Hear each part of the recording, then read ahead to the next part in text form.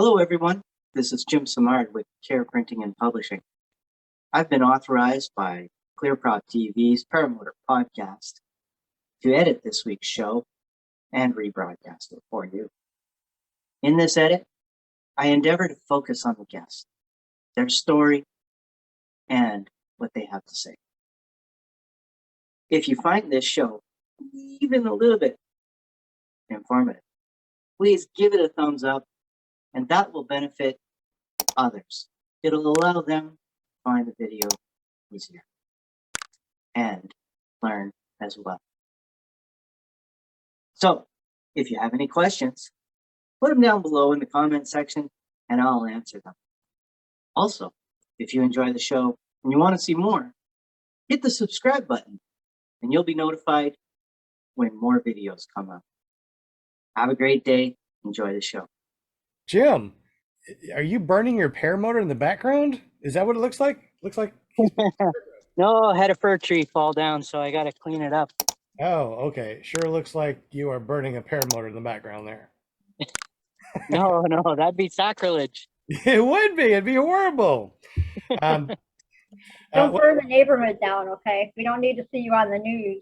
No, definitely not. We are season 3, episode 132. We decided to do a show today talking about where can we find really good deals on paramotors and wings and stuff like that, because I don't know about you guys, but when I first started, I wanted to buy a wing that was not used. I want to buy a brand new wing because that's what keeps me up there. A paramotor, I'll work on it and I'll try to get it running and stuff like that. I wasn't really caring about a brand new paramotor, but I wanted a brand new wing. And I found a very used paramotor, and for $3,000 back in the day, it was a good deal. I put about $500 into it, put a new carburetor on it, and $100 maintenance, and it was freaking awesome. It had a Moster 185 Classic, the one without the clutch.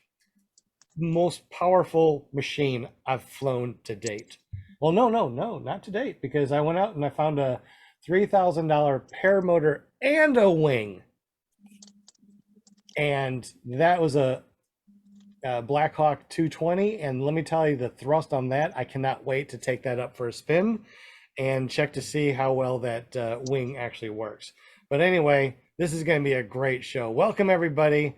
My name is Sean Simons, PPG Grandpa. We got Will Fly in the chat and the panel tonight. I guess if you have a question, just make sure that you get up with Will. Also, we got Jim from Canada. Looks like he's burning something out there. Hope it's not his paramotor. It looked like a scene from Breaking Bad or something. I know, right? I know, right? We also got our Linda Anderson, our Hi, everybody. Our PPG PR girl. Where's your pom-poms? I forgot. They're back there. Oh I no. I know. Well, I guess I was thinking because we didn't have a guest tonight. I usually bring it out. That's all right. One time in 3 years that you forget. I know. That's okay. So tonight is going down in momentous history of no pom-poms. No pom-poms. No pom-poms. So let's see. Who do we have in the chat tonight? Real quick. I guess we'll take a look and see who's in the chat. Let me get back over here. We got a bunch of people. We got Tony Marzano. What's up? We got Tony, John Lane. come on the Zoom with us. Copay J. Tony, you've heard Paramount says, come on the Zoom. Never trust a skinny chef Shane. You and Angela. Look at how many people we have on here. We don't have very much, and it's always good to have another person on here. So if you want to, Shane, jump on. You're more than welcome to, because we need a comic. We've been missing the comics, and he's a comic. Right. We also got Kenneth Kidwell in the chat. Welcome. Glad that you made it here. Flying Flamingo Jade. Yay! Tommy Sutherland. Didn't we just talk? When we were just talking about him? I guess Tommy has had his ears burning because we were talking about Tommy Sutherland. We also got Mark McElroy from ParalifePPG.com. I heard that he got a heck of a deal also. So I think that he's going to jump on and tell us his amazing deals. So let's see. Now, Will Fly, he bought everything brand new. Is that correct? Yep, everything brand new. And I've you sold some used equipment, Mhm. of course, but never purchased anything used. Is there a reason for that? No, I guess, well, yes, the reason would be my experience, of what to buy and what to look for in used equipment was like zero. Mhm. So I just opted, to buy all brand new stuff and then bypass that potential fatal mistake, um, from the get-go. Now's a little different. I would feel more comfortable purchasing used gear than when I first started. When you, let's say that you are going to be looking for some used gear, what exactly would you look for personally? And after you tell me what you would look for on both a motor and a wing, I guess we can do both. I'll tell you what I'm looking for also. The first thing I would look for would be the reputation of the person I'm buying it from. And in other words, if I know the person personally, he's a stand-up person, she's a stand-up person, then that carries a lot of weight and if with me. So I'd start there. And if I didn't know the person and I was still interested, I would ask around people that I know, if they know this person or whatever. I've heard some nightmares of, things being purchased that weren't quite as described. Just like anything you buy used, buyer beware. But I would start there. And then the other thing is because even now, I mean, I'm going on 3 years in the sport. Even now, if I were to buy a used motor, um, I would have somebody else who's better at motor stuff look at it. And that would be my mechanic, the guy that works on my own paramotor. I'd use every available resource I had if I was really, really interested in purchasing something. If it was a wing, I'd pretty much want it sent off for an inspection or see the inspection report. I agree with you on the inspection report. Now you have all of your motor maintenance done by your mechanic, right? Yes, So I do. you would have your mechanic go to this wherever or talk with whomever that has the paramotor, and you'd have him ask the questions. Yes, absolutely. And I mean, there's one of those guys in every group, a guy who's just like super mechanically inclined and can work on that stuff in their sleep. And so just use your own resources and there's some good deals out there. I guarantee it because I hear about them all the time and I'm never a recipient of them. But it's just like here's another thing. When I sell something used, I I throw everything I know about that motor, the good, the bad, the indifferent, and I make sure that the person that's buying it uh, understands that this is not a brand new motor. It's not a brand new wing. I mean, this is what it is, and I try to price it accordingly. So, Are you yeah, talking about your equipment that you put up for sale? yes, yeah, whether it's a wing or a motor or whatever, because I price it less usually because I would rather someone be pleasantly surprised than to be disappointed. That's a very awesome thought about selling something. Now, before we get into this a little bit more, one of the things I would like to tell you and everyone that's listening right now is the scams that they have where people that don't fly, they buy paramotors, use paramotors really super cheap, maybe on Marketplace, on Facebook, off of eBay, but they find really cheap junk. And then what they do is they bring it back to their house or their whatever, and they weld up stuff, they repaint things, and they make it look a lot more new than it really is. And then they put it back on eBay for a premium. So it's very possible that if you are finding something on eBay and you are not a current pilot that's flying gear, or you haven't gone through school and learned what to look for, it's going to be very easy to dupe somebody that doesn't know what they don't know what to look for when it comes to paramotors. And I just recently, within this last year, found out about this scam that actually it could be 2 years ago. I can't remember, because one of my students came in with this paramotor and a wing that he got off of Amazon, no, off of eBay. And he tried to fly it a couple times and it didn't work. He had to put on, it was totally rigged the wrong way. I mean, the kill switch didn't work, so he had to put he put something on the spark plug or something, so he'd have to like pull a switch or something to kill it. There's a string that he pulls when he's ready to kill the motor. It was just, I mean, it's just horrible. And he tried to self-train on it and broke 4 props. So he was out, $2,000 in props, not including all the money that he put into this equipment. And the wing was way too big.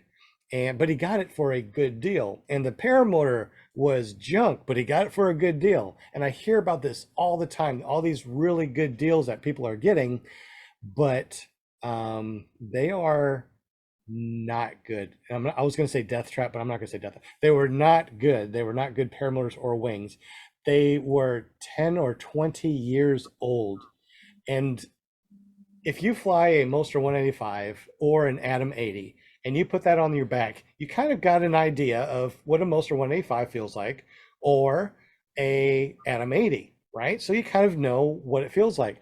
Well, these older machines, they feel like I'm putting 2 Moster 185s on my back. They are so incredibly heavy. Older machines, I don't think are a really good deal. The wings, I had a bunch of different wings that came to my school that people wanted to learn how to kite before they came to school. So they bought, anything from $100 to $1,500 or more on a wing that is junk. 20-year-old wing, like an old tandem wing.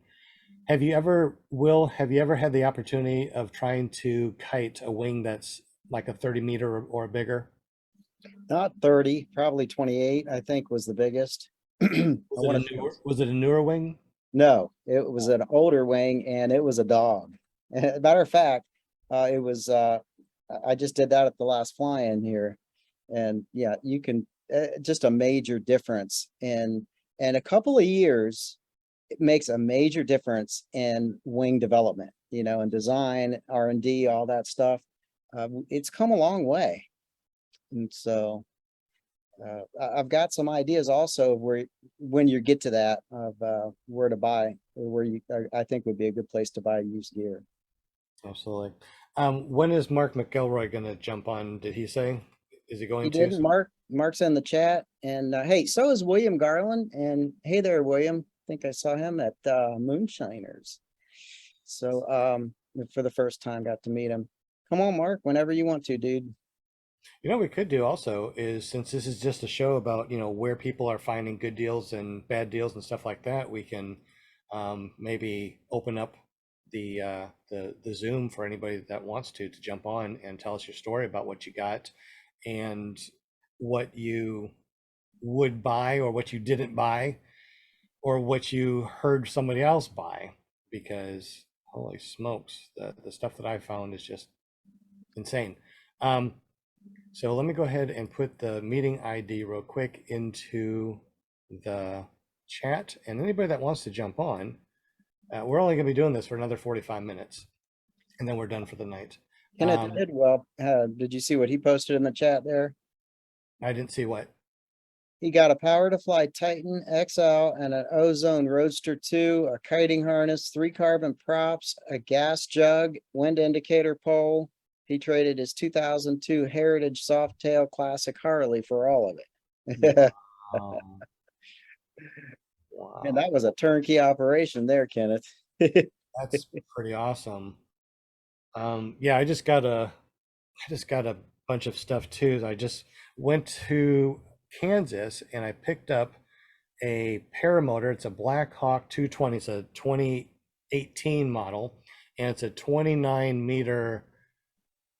Dude, can't remember what it is. It's a 29 meter wing, and it looks good. All the lines look good. Everything looked good on it. but the guy that bought it was 150 pounds. And it was And 29 meters? it was a 29-meter wing, and it's a 220 Blackhawk, and I think that's 210 cc's. So it's massive. I mean, not massive. It's heavy. It's dense. It's really heavy. Oh, Mark is trying to jump on. I gotta let him in if he's jumping in. Yeah, Mark, if you jump in, I'll have to let you in because I turned on the waiting room since I put the information out there.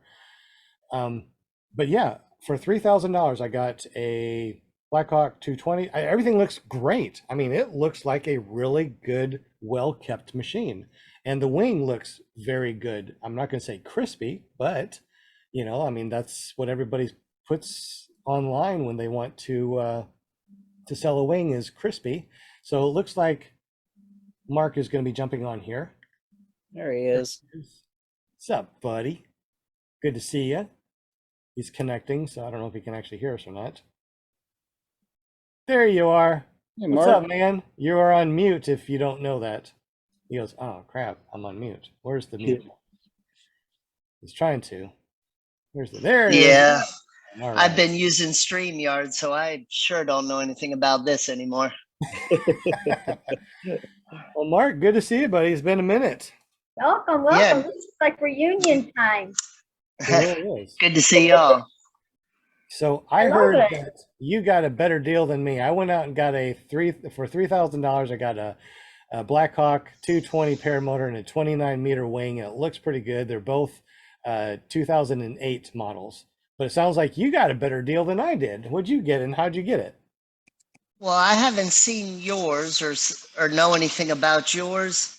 Mine was on Craigslist up in Virginia, and it was a 2018 Kanguk Viking, brand new, never flown, the frame and harness, but it had an old RDM 100 motor, which is real old, and a power play Sting 140 wing. And this is before I went to school, before I had training or anything. But I flew up there and bought it for $1,000, brought it home, played around with the wing a little bit while I was waiting on going to school. And then I just decided I went ahead and bought all brand new gear before I ever flew. So Gavin Kidd, a buddy of mine down here in Atlanta, he actually flew it at Hodges Field. Yeah. And I mean, he flew it and it flew okay, but the wing was, it was almost like a cloth feel instead of a plastic feel. And it was big and lazy, but it flew. So you actually flew it? I didn't fly it, but my buddy Gavin did. Oh, okay. Yeah, he flew it. I went through it all, cleaned it all up, the motor and everything, repacked the exhaust, made sure it was running good. And he flew it. He flew the wing first on his own motor at my house. And then when we went down to Hodges, he actually flew the whole setup. So you got the motor and the wing for how much? $1,000 in Virginia. I flew up there, broke it all down, put it in a couple of suitcases and flew it home. Wow. So I just checked it as baggage. I Yep. think that you got a better deal than I did, I guess. Well, I mean, I don't know. All I did was I just cleaned it all up real good. And then when I decided I'm not going to fly it, I'm just going to get new stuff. I put it up for sale and sold it for $3,200. Man, that's a heck of a flip. Yeah. I don't know what a brand new Kanguk frame sells for. That was in 2019 and it was a 2018 frame. Sounds like a really good deal. Yeah. So do you look for any other paramotors or wings that are used? And if you do, what would you look for when you look for these things? I wouldn't look for anything. The stuff isn't that expensive, and For me personally, all my kids are grown, and I would just buy brand new stuff and use it, for its life expectancy, a good bit, and then dump it and just buy it again. So what gear do you use right now, just in case people don't know? I have a Power to Fly Titan. Now I've only been flying 2 years, so I'm no expert at any of it. But I have a Power to Fly Titan, Apto Lift EZR, Dudek comfort seat, and a Moster 185 pull start. And I mean, I bought a Pluma also. And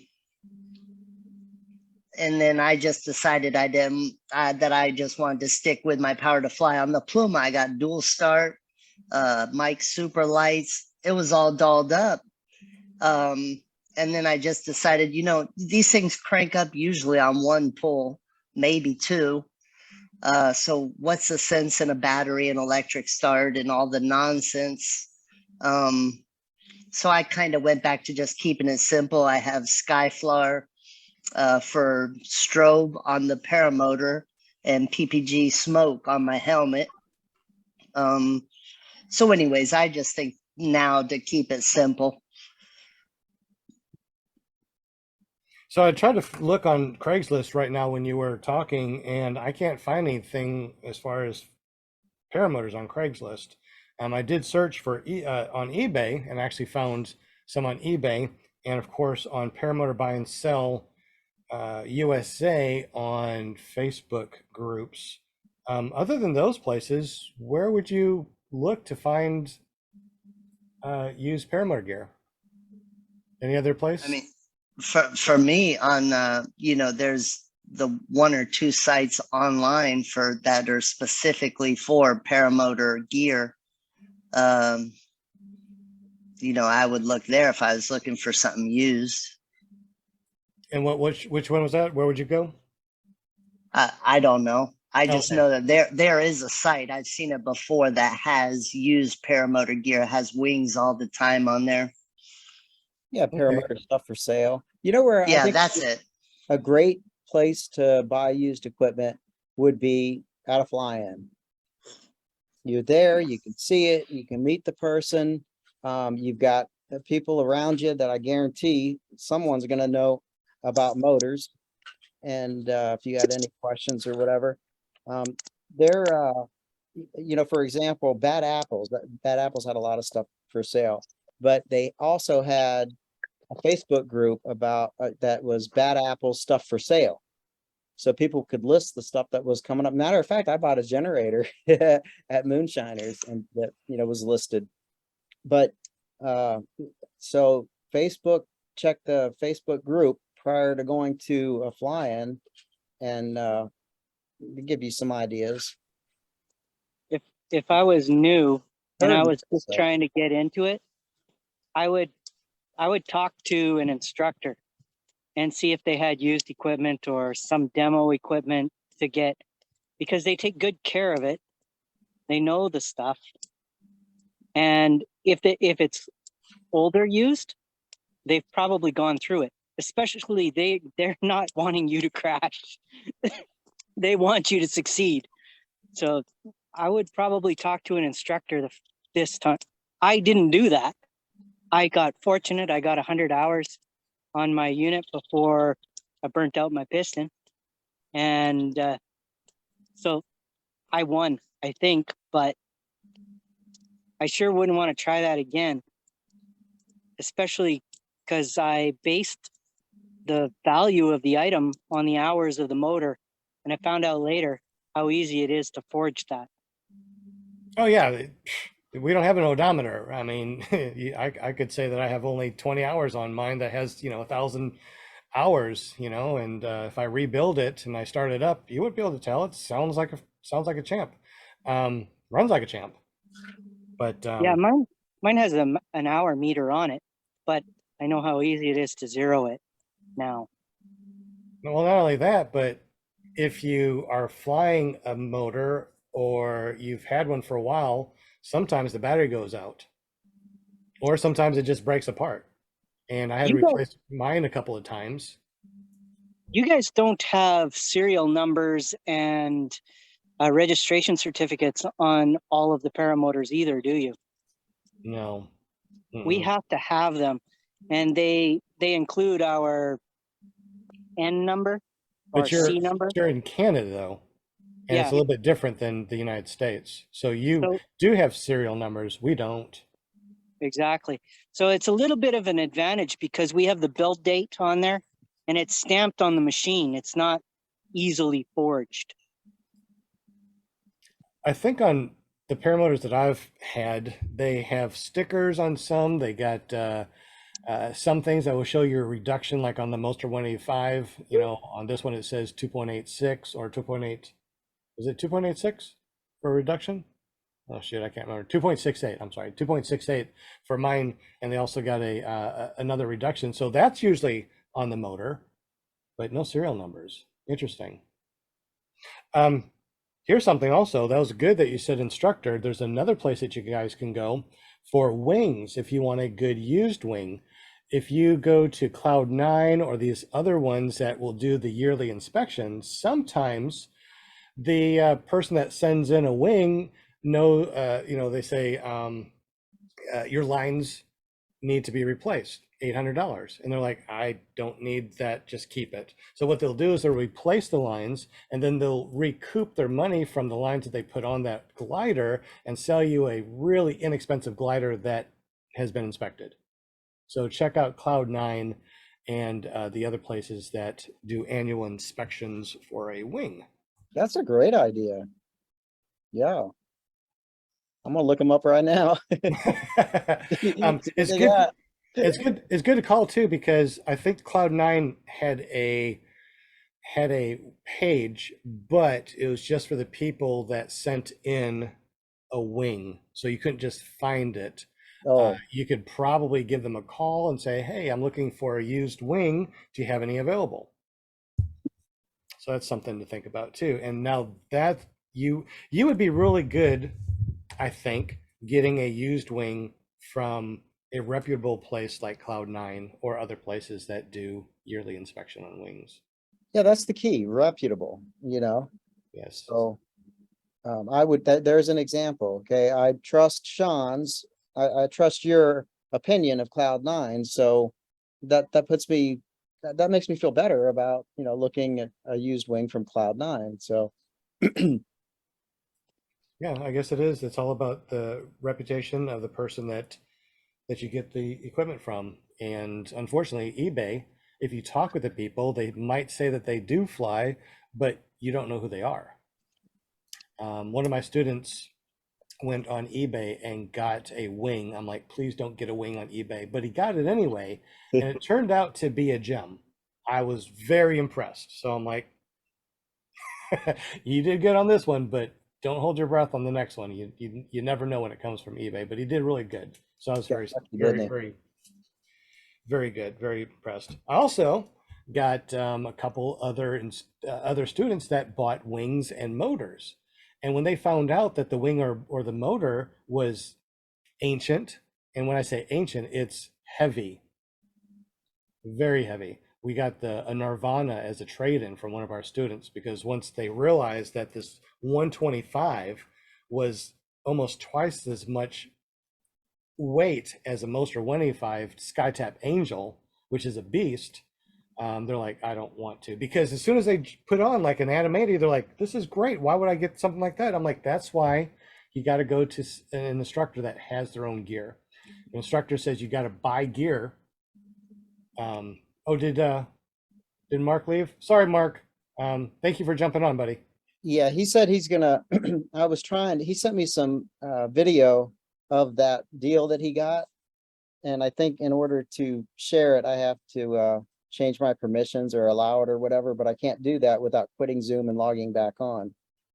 So that's what I was working on. Oh, okay. Well, if you got some stuff that you want to share, you're more than welcome to. I should be able to put on here that you can. Let me make you co-host. You should be able to have everything there. That I made you co-host. We'll see if that makes a difference. You might be able to put something on there. So I got a Nirvana Rodeo. I'm not sure what year it is, but it's a 125. It's heavy. It's a dual start, and I got that for $500. Haven't flown it yet because I need to get, I need to do a repair on it. And this one that I just got, that $3,000 one, the Blackhawk, I'm gonna have to break that down. There's oil leaking, and I'm sure it needs some. I'm sure it needs something. And I gotta send that wing off before I even try to fly it. All right, what do we see? What are we seeing here? Can you see it? I see it. What am I seeing? Okay, so this is the deal that that Mark got for Okay. $1,000. So this looks like bad apples. And remember he was saying that God flew it for him. I turned down the volume on that. We can't hear you. Now can you hear me? Yes. Now can you hear me? Yes. Much better. So this is the deal that Mark McElroy got for $1,000, the wing and the motor, and this is the guy flying it at Bad Apples. Well, that looks like a really good deal. Yeah, I mean, absolutely. I mean, it flies. It does. There's proof. Well, one of the things that we need to do, because I watched Tucker Gott's video that they went and bought that $2,500 paramotor. Yeah, yeah. And it was, not, I mean, it flew, but for a person that's been flying for a while, so you kind of have the ability to understand what you're flying. Can you Right. go ahead and fly that or play it one more time? Sure. So Tucker Gott did a video. Yeah, I'm sure y'all have seen it. It's he bought it with his friend for $2,500. They took it out for a spin, and the vibration was so bad that the guy that was flying it, it was difficult for him to see, and had a weird swinging motion. And when I was watching it again today, I noticed that the carabiner was on a 1 or 2 inch little strap from the swing arm. So there's the swing arm, and then there's like 2 inches of strap, and then the carabiner. I think that's where all the swinging came from, because of all the ones that I've seen, the carabiner is connected on like a dog bone that's really close to the swing arm, and it's not just dangling up for 2 inches. I've got another video, I think, but do you remember that? I had never heard of that wing before. This wing that he was talking about? Uh-huh. No, there's a lot of wings that I haven't heard of either. The My older ones. Kangoo, I'm quite sure that the carabiner between the swing arm and the carabiner is probably 1.5 inches to 2 inches. Well, it was a Kanguk that he bought, right? But the wing, I'd never heard of it. I'm sorry, are we talking about the Tucker Gott or Mark? The Tucker, no, we were talking about Mark's as we were watching that video. Gotcha. I watched that video of Tucker's too, and I remember him saying when he started it, he said, "It sounds like a paramotor." Yep. Must be a paramotor. See if I can find the other video here. Yeah, so I'm trying to see exactly, and if I can pull this up and stop it at that one place where they're looking at the swing arm, I'm like, that doesn't look right. That looks like there'd be a lot of play there, and that's probably what was going on. So Tucker did that one. Is it a $2,500 paramotor worth it? Then there was another one. Somebody made their own paramotor for $99. Was that it? I think there was one that said that you made a paramotor for $99. No, it was a trike for $99. Okay, so let me go ahead and share this real quick, unless you're sharing it. No, no sharing? Okay. So I'm going to share this. And this is what I was talking about. So right here on the swing arm, it's connected here, but it has this big 1 to 2 inch strap, and then the carabiner is connected to it. So I don't know if you can actually see what I'm talking about. I mean, I just tried to find it, but do you see what I'm talking about on that swing arm? Yeah, I see it. So it's connected here, but then you have 2 inches and then a carabiner connected. So when he has his risers on here, you got 2 inches plus the carabiner, and then the risers start way up here. So you almost got like 3 inches above your swing arms before the risers even start. And I think that's why he was having that weird, oh, there it is. I think this is it. Yeah. So this is what I was talking about. You see it? Jim, did you say that your paramotor had this? Yeah, mine does. It's very similar to that. Maybe just a little bit shorter, but not much. Anybody else have swing arms that has something like this? Let us know in the super chat. It'd be really interesting to see who else has something like this, and does it work? Does it work well, Jim? I mean, does it have a weird swinging sensation on it, or? No, yeah, it works great. Okay, As far as I know, anyway. that's true. All right, let's check the chat real quick. Anybody say anything in the chat? Let's see. Can you show the swaying motion that you're talking about Yeah, in the video? absolutely. Like you said, he's got a funny swaying motion. Yeah, so let me go back to it. Let's see where it is. Hold on a second. I think I turned it off. Definitely hit the wrong button. All right, here we go. All right, so let's go back here. I'm going to share my screen. And then here this is. So this is what he has. And then let's go ahead and look. So, I mean, the machine looks good. I mean, I would look at it and go, yeah, I'd buy that for $1,200, or what was it? $2,500. That looked like a pretty good deal. And see, it's probably in the next video that he's actually flying. Yeah, so it's part 2. Let me see if I can find part 2 real quick. Can you describe what the swaying was? Well, he was saying that when he's flying, that it would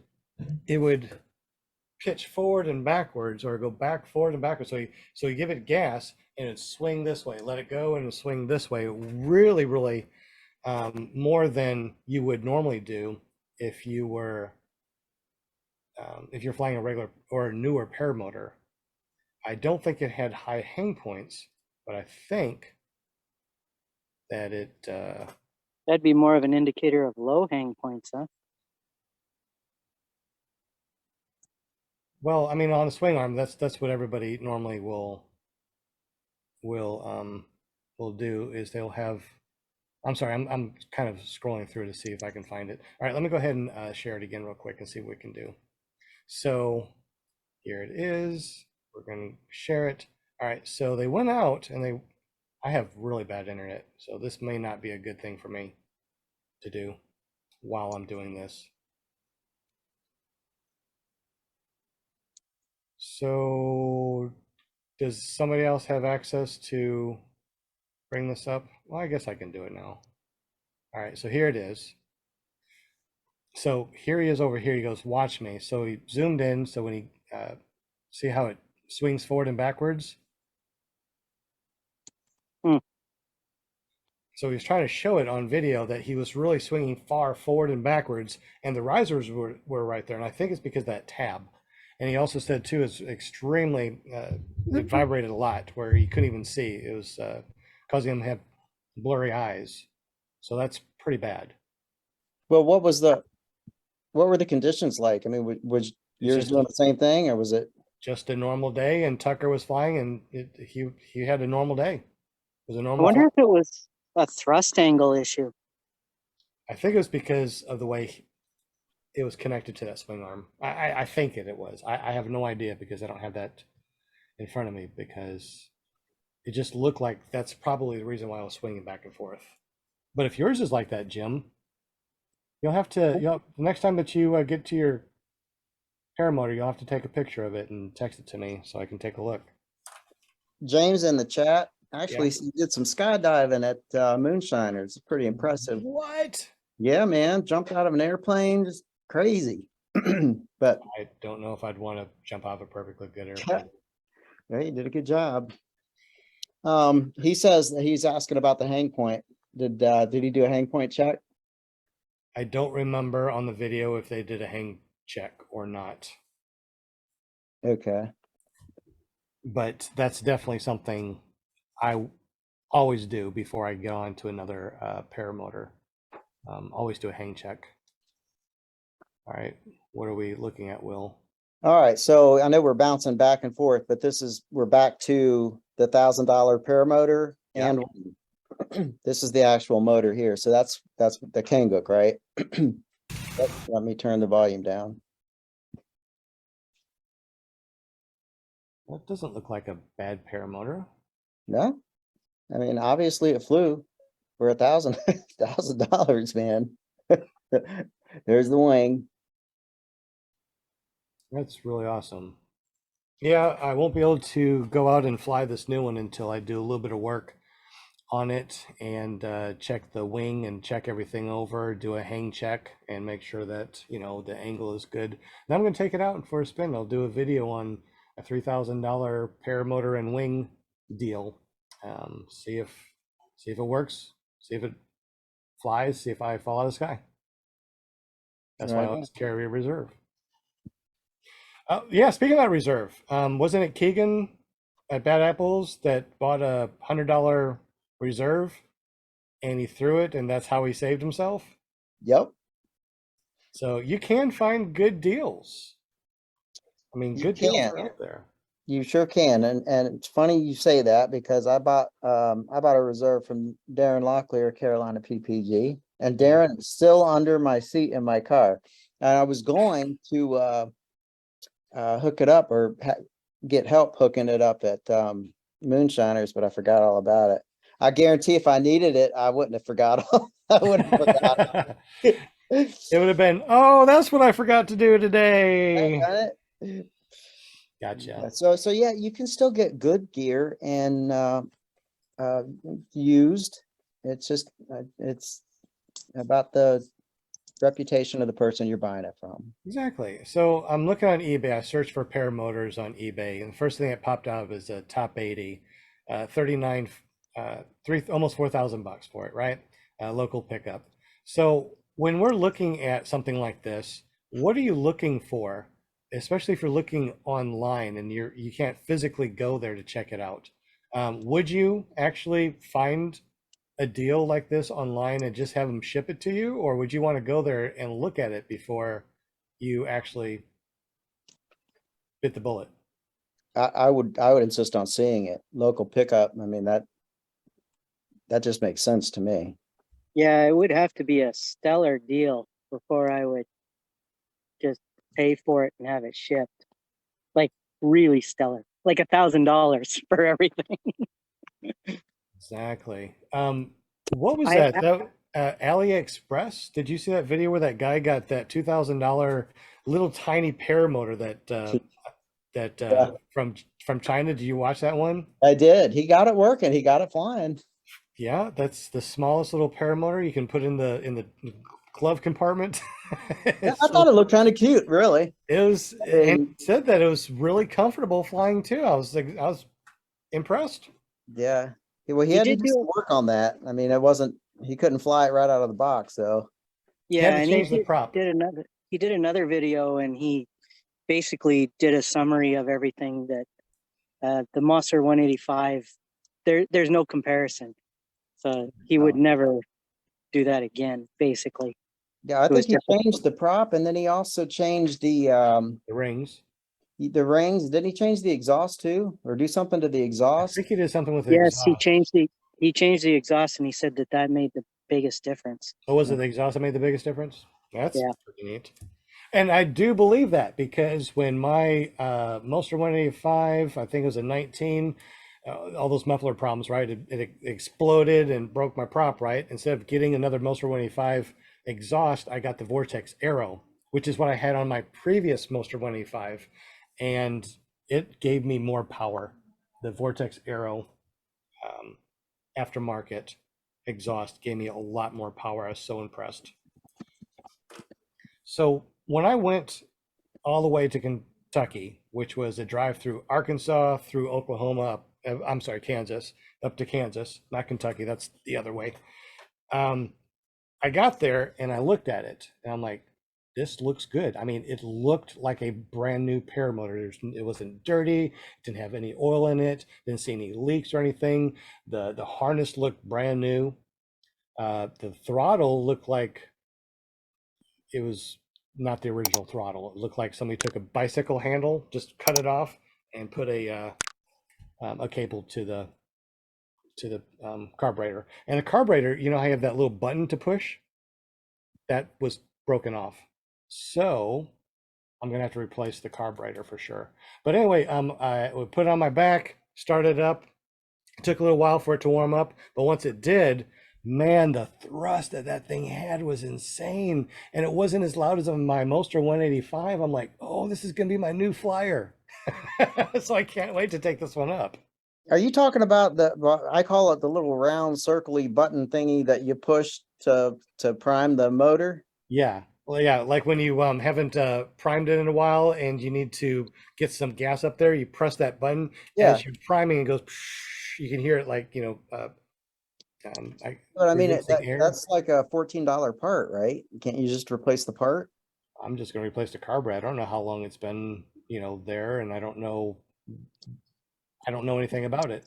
Right. A carburetor is going to cost me about $200, $250, and I don't have to worry about a carburetor anymore. There you go. Or at least for 100 hours. Also has a e-start and pull start, so I'm like, this is gonna be nice. I wish I had e-start. You know what? I never thought when I first started flying paramotors I would need e-start, because it's like, look, one pull or two pull, just like Mark said, it's one or two pulls. But on that occasion that you're flying, that you're up in the air and your motor dies, it's like, oh shoot, it's like you got to do something, and you turn on that motor or turn on the e-start. It's not doing anything. Reach back and hit that primer. Try it again, because after a while doing this number, you're bouncing all around because you're not connected to the ground when you try to do it. Have you tried to start your motor while you are flying? Yeah, I have. It's a different animal altogether. It is. But and the motor that I was successful at doing it because it was an Atom 80, but I have never tried the Moster 185 in the air, and I hope I never have to. Yeah.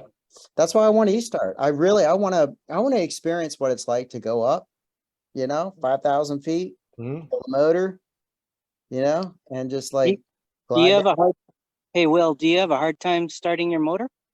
I do. It's my shoulder though, and I can only get a few of those before I need to take a break. But 'Cause taking a break is not an option in the air. I went up high and I killed my motor, and it's amazing because the prop still spins and it still makes noise. So it's not everything you're thinking of. Let's put it that way. And then, but when I pulled it and it started right away.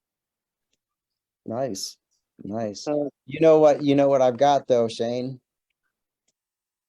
Those noise canceling earbuds. You talking to Shane or me? Oh, I'm sorry, Sean. Oh yeah, Yeah. So the noise canceling earbuds. love those things. So have you experienced those yet, Jim? yeah, I have them, but I could still hear the prop noise. Even over the Bose? Well, I don't have the Bose. Yeah. Ah, It's the Bose. I've tried the Sonys. I've tried the other ones. I've tried all noise canceling sets. That Bose noise canceling will knock out every sound. It's incredible. It's my favorite earbud. Do you have the wired ones, Will? Yeah, I have the wired ones. Me too. I tell you, I cannot. Have you ever had them slip out of your ear? No, because I got the muffs on. Well, I've got the muffs on too. Oh, you're But talking about they just wiggle out. Yeah, They I'll just wiggle out. pop open that thing, push them back in. Yeah, Pop me too. Me too. Yeah, yeah. But I mean, I can tell a world of difference to the point where it's like, God, man, I can't believe I've been flying with all this noise, Yeah. So, Do you know if anybody's tried the earbud ones? What do you I mean? know what you're talking about, and I have not tried them. I know they've got the other Bose that goes back behind your neck, and it's wireless. I just don't know how that would work with the helmet and the earmuffs. Well, the one with the wire, because the wire does come down, you just put on some foam, some foam over your microphone. So when you're flying, you can talk, and it seems like you are, right next to, the person. Remember when I was on one of the shows and I called in when I was flying? You couldn't even tell that I was flying. Yeah. Yep. That was just a regular iPhone buds that I put on that was connected to my iPhone. That's before the Bose, and that's how good the noise canceling was. It's pretty insane. Do your Bose, do they connect to multiple Bluetooth things? Like, could you connect it to your It's not Bluetooth, phone it's wired. and to your ICOM radio or your It's wired. I just connect it. I have a chest mount, so I connect it directly to my phone and into my ears. oh, okay. So it's not just a wire and then wireless, it's directly connected. Yeah. Okay. And I like it like that because I have a lot more control over it, and I can talk on the phone, I can listen to music. It's everything I need, and it's a lot cheaper than those Cenas or Senas, however you say it. Even though I do have the 10R, I just don't use it. I use the Bose. It's pretty Yeah. awesome. Does anyone in the chat use noise canceling? And if you do, what do you use? The only I thing, use the only disadvantage of the Bose, and it's like we need more wires, coming out of our chest and going all over the place. I would like it. I would like a wireless option. I use the Samsung earbuds and they cancel out the sound pretty good, but it's not like you can't hear the motor. You can hear it. And and the problem with them is that I cannot connect to my Rexon nav radio and connect to my phone. So if I get a phone call, I can't take it because they're earbuds and it doesn't connect to my boom on my Cena. And so it's kind of a pain. I don't even use a airband radio. I got one. It just is. I just don't use it. I got all sorts of different things that I thought that I needed when I was first started to fly. All I need is a phone, earbuds, muff, helmet, and I'm good. Yeah, this time of year I've seen a few crop dusters and it's a little disconcerting. And also I've been flying some long distances and I've been getting up to 8,000 feet to catch the right wind currents. Wow. And so then I'm getting into kind of dangerous territory. I mean, I'm in safe areas, I'm allowed to fly there, but so are other people. I see. Yeah, it's like the. What's that, Will? Go ahead, Will. Well, I was going to say, that reminds me, if anyone's got I've got to use the micro avionics, and I need an adapter for the ICOM aviation radio. If anyone has one laying around, let me know. Hit me up. Gotcha. There's another thing, those Rexon 530, I think they are RHPs. You can't get parts for them, and I don't think they're available anymore. So my charger blew, and now I'm without a radio, which Bummer. sucks. Yeah, because now I gotta go and buy another. What are the ICOMs? Are like $500 or $600. Yeah. I don't know. I got mine for like 200 or 150 or something. I got a really good deal. You're always Yeah, getting good deals, man. That's You because got the Rexon though, didn't you? I don't remember what I got, but it works. I mean, it Yeah, it I got does the what Rexon. it It's needs to do. great, except the charger blew. So now I gotta try and figure out how to make the charger work. Can't you just buy a new charger? Nope, they're not available.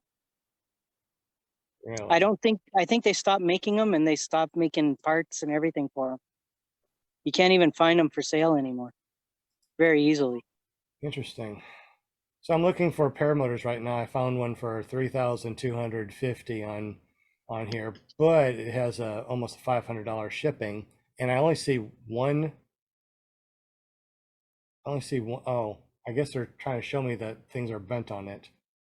Only one picture, and it really doesn't give me much other than it has a 40 hours on the unit since the rebuild. I have no idea how old it is when it was built. I don't know anything about this. I tell you, looking on eBay is kind of scary for paramotors. Scary as in like I don't know what they have. And a lot of times too, they don't even show you what the when the manufacturer was. Like this wing I got. I couldn't find a placard inside the wing to tell me what year it was or what size it is or anything. So I'm like, all right, I'm gonna have to look at it a little bit harder the next time that I open it up and take a look. Let's see. So the places that we look to find cheap paramotors or inexpensive paramotors that are good, we said Marketplace, on Facebook, Paramotor buy and sell in the USA, eBay, Craigslist, but the best one seems to be a Fly-In since you're right there. And also too, Jim said check for your instructor, and I also commented on check Cloud9 or the places that you send your wing in to see if they have any good wing deals available. As far as when it comes to like paramotors, you might need to be kind of your own mechanic, unlike Will that has his own mechanic that can go and check out things. If you want to You make it sound like I've got him on on call. speed dial. You got your mechanic on speed dial. Hey, go check this out for me. And so one of the things that I look at when I go and look for a used paramotor now is I will bring my tool bag with me, because most of the paramotors are going to be pretty much the same type or same kind. You know, you got your full 4 head bolts, you know, you got a carburetor, you got a throttle. I mean, there's really nothing there, but you need to open up that head to take a look. So there's 2 ways of doing that. You can take out the spark plug and you can put in one of those little cameras and take a look at the head, right? You can look at the head, you can look at the cylinder walls. It's the same one that you use for like a car and something like that. And they're really not that expensive.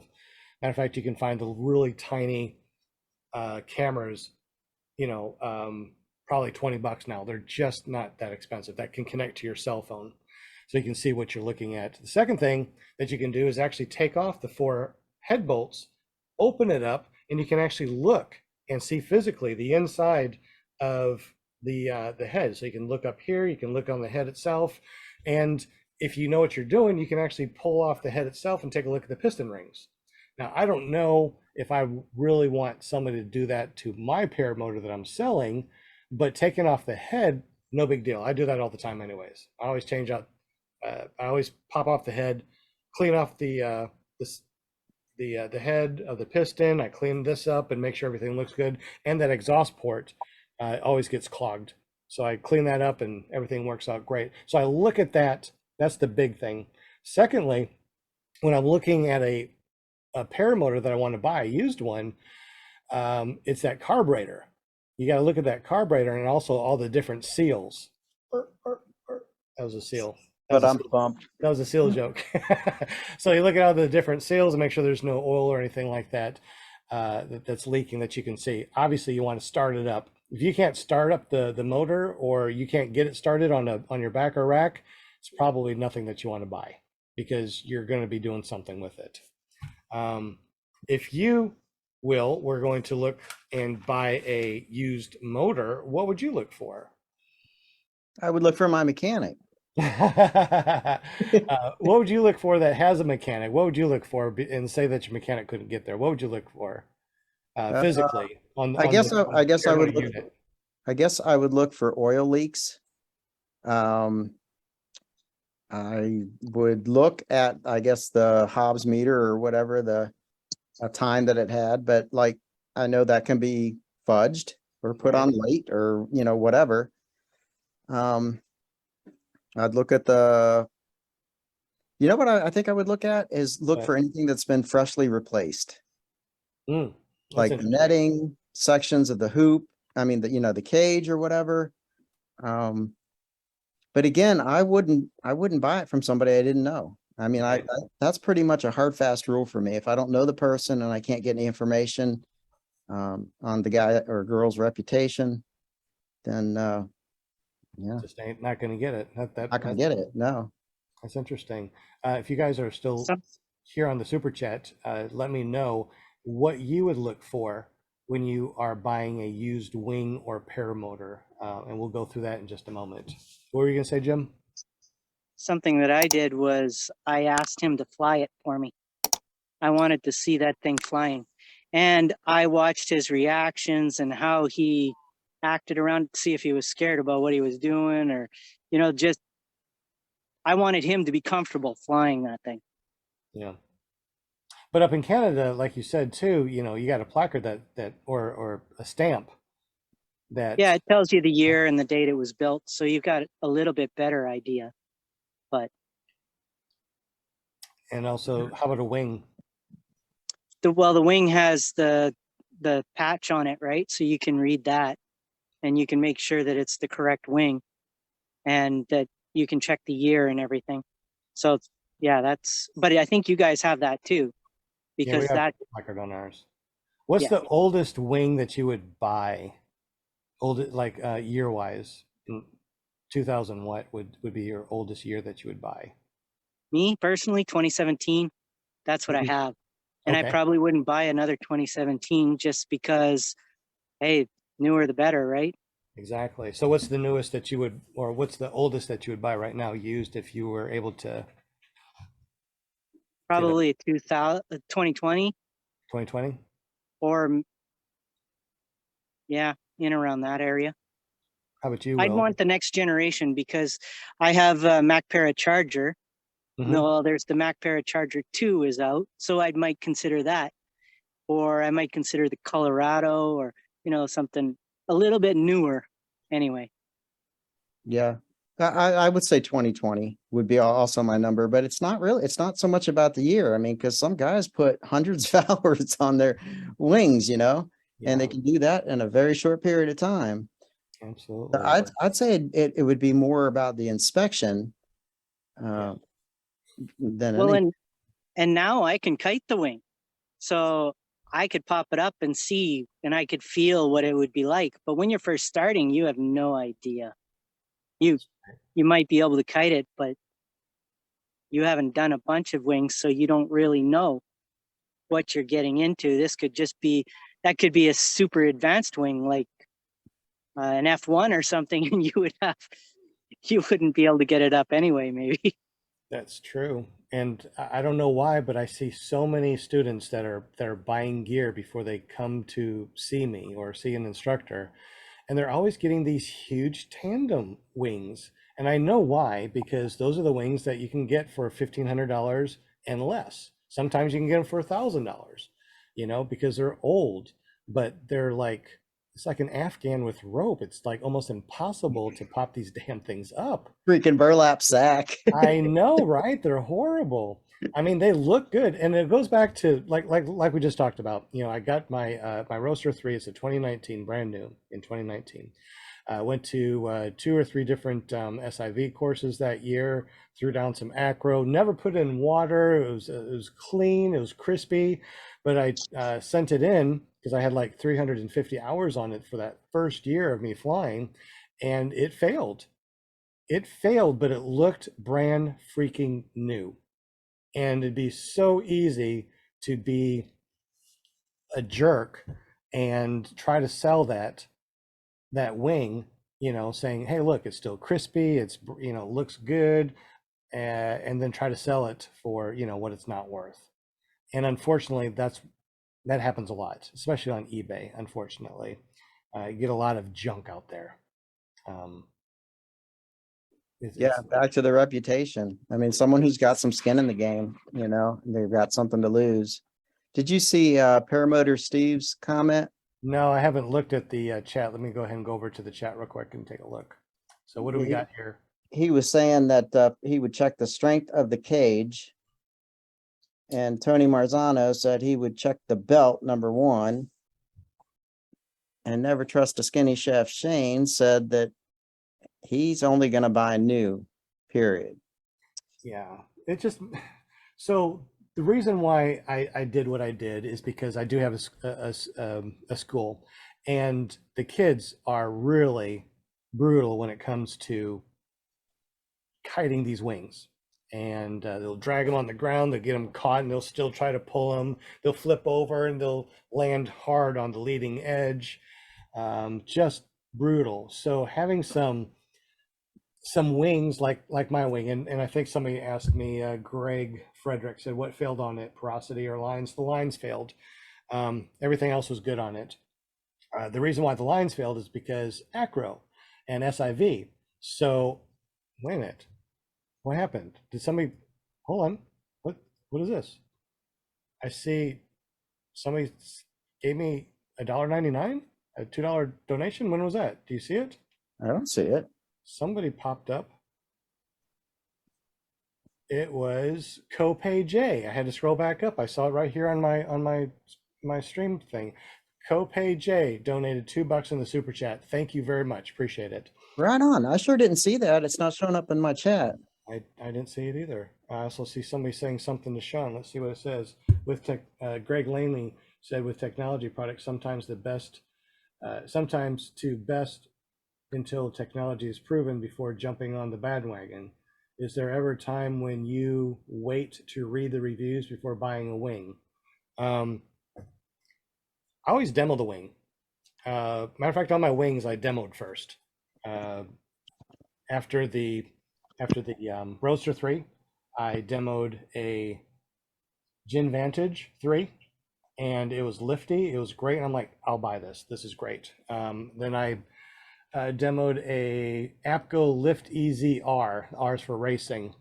I think that's what Mark McElroy said that he has. And it is so solid. It's great. Will Fly donated $5. I just wanted to see if that thing worked. Resurgence PPG rocks. Thank you very much, Will. Appreciate it. But totally lost my train of thought. I don't know where I was going with that. Just totally gone. I'm sorry, man. I'm at fault. It's not you, it's Grandpa. Give me that $5 back. So Sean, did you buy your first setup brand new? Me? Yeah. I bought the wing new. So I bought a brand new Roadster 3, 2019 Roadster 3. And I was training with an Afghan with rope, one of the ones that my trainer was able to let me use. So it was a POS from HE double hockey sticks, right? It was just an awful, awful training wing, but I was able to train. So when I opened up my brand new wing, my Roadster 3, it went poof. And I'm like, oh my God, I love this thing. So then what I did is I decided that I wanted to get a paramotor that was solid, that I could butt land on and turtle, because, a lot of people don't know, but I'll go ahead and say it real quick. In 2017, I had some really bad heart failure. A valve broke, and my ascending aorta root expanded to like almost 6 centimeters. I don't remember what it was. It was just huge. They said, you are going under knife. So they cut me open. They put a sleeve over that. They fixed my mitral valve. And then a complication was a stroke. So I wasn't able to speak. I had a peg tube in my stomach, so I had to be fed through a tube. Long story short, when I first started, I wanted to learn how to fly. And the reason why I wanted to learn how to fly, because when you don't eat, or you can't eat, you can't speak and stuff, you're like, man, I want to see something. And before I learned about the mukbang, where you see people eat, I searched for cheeseburger.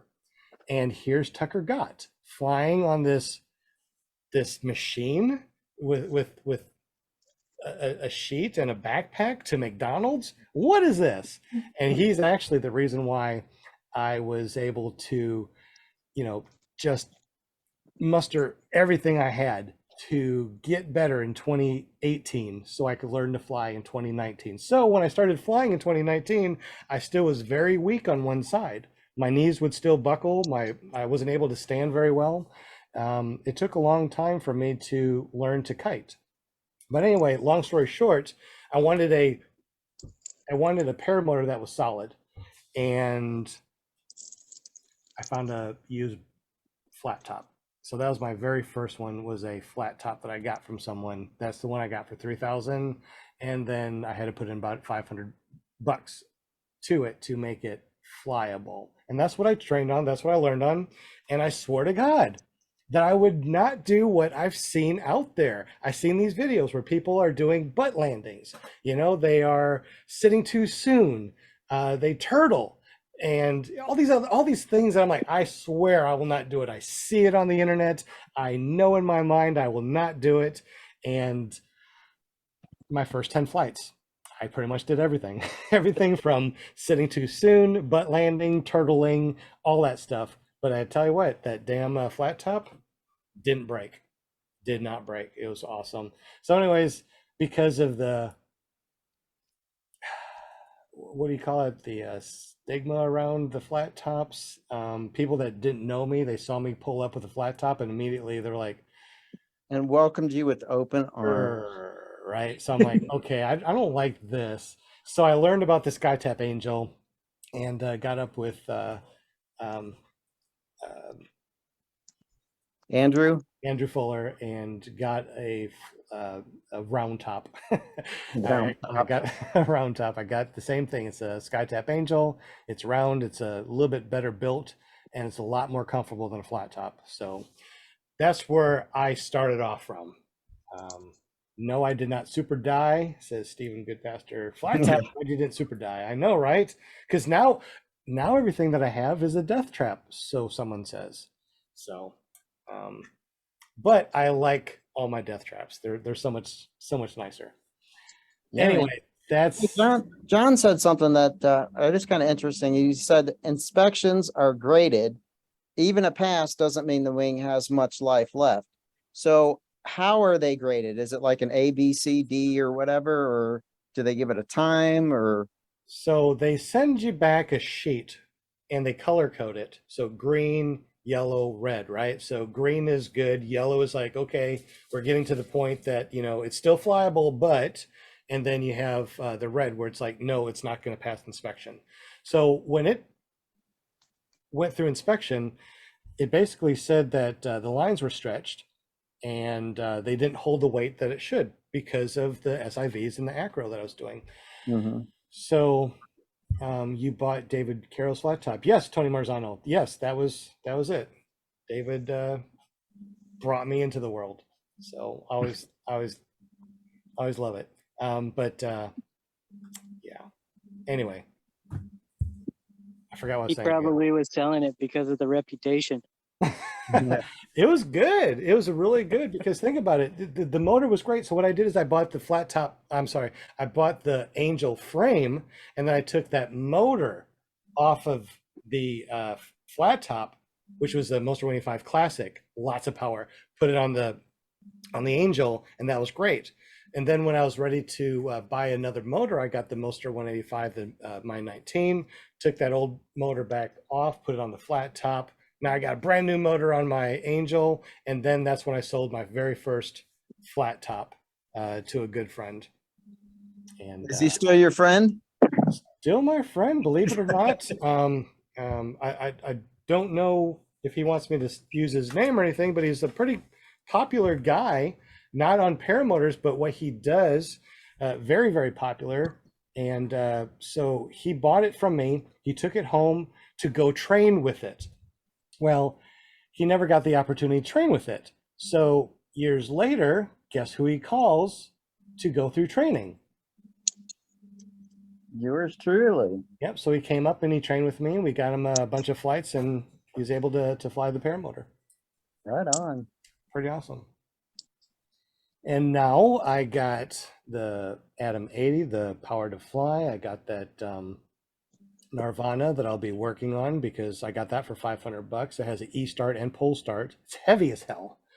It's only a 125, so it'll be really interesting to see what I can do with it. And then, of course, I got this Blackhawk 220, which revs up and starts. I don't know if I want to take it up for a spin, but with the reserve, why not? So now I got a couple more to go play with and play with. but it does take a lot of money. So if you do get a used paramotor, you're probably going to have to put some money into it to get it up to standards. Another thing too, you might want to know how the straps work. So I got this Blackhawk 220, and I don't know if you know this or not, but when you hook on a harness, the strap goes around, goes through the loops, and then it's supposed to go around again a third time back up through that top loop. These were only through the first 2 loops and didn't go through that third loop, which means that you could go fly, that thing could easily slide out and be extremely dangerous. So you want to make sure that if you do get a used machine, you probably want to take it to an instructor or somebody that knows a lot about these things before you even take it up in the air, or try to self-train. Yeah. Yeah. Then no matter what, when I first started out, I don't recommend that anybody, when they're first starting out, just go out and buy anything on eBay or Amazon or Craigslist or anything. I liked what Jim said, check with an instructor, a local instructor. They at least have the ability to look at you and judge your situation and know whether, at 100 pounds, you shouldn't be getting a Moster 185, most likely, in a 30 meter wing. And Right. Yeah, and like I said, this guy was like 150 pounds I bought this from, and he had a Blackhawk 220 with a 29-meter wing. It's like, that's ridiculous. And he said that when he went to his first day of training, I forgot who he said that he was going to train with, but he never did train. He went back to school, so that's why he's selling it, so he could have school money. But he said he went there one day, and the instructor said, "Yeah, that's perfect for him." I don't know if that's right or not. I know, Makes you right? wonder. Greg Frederick said a $40 line, maybe less on discount. You probably could have restored that first wing to have hundreds of hours of life on it. Well, here's interesting. I didn't finish that story. So I got it back, and the only thing that it was the lines, because they snapped the A wing, one of the A lines, and then they will replace it. But when they snap it, they figure out how many pounds it takes to snap that line. And I'm going to throw out a number. It's probably not right. It's supposed to hold 800 pounds, but it broke at 300 or 400 pounds.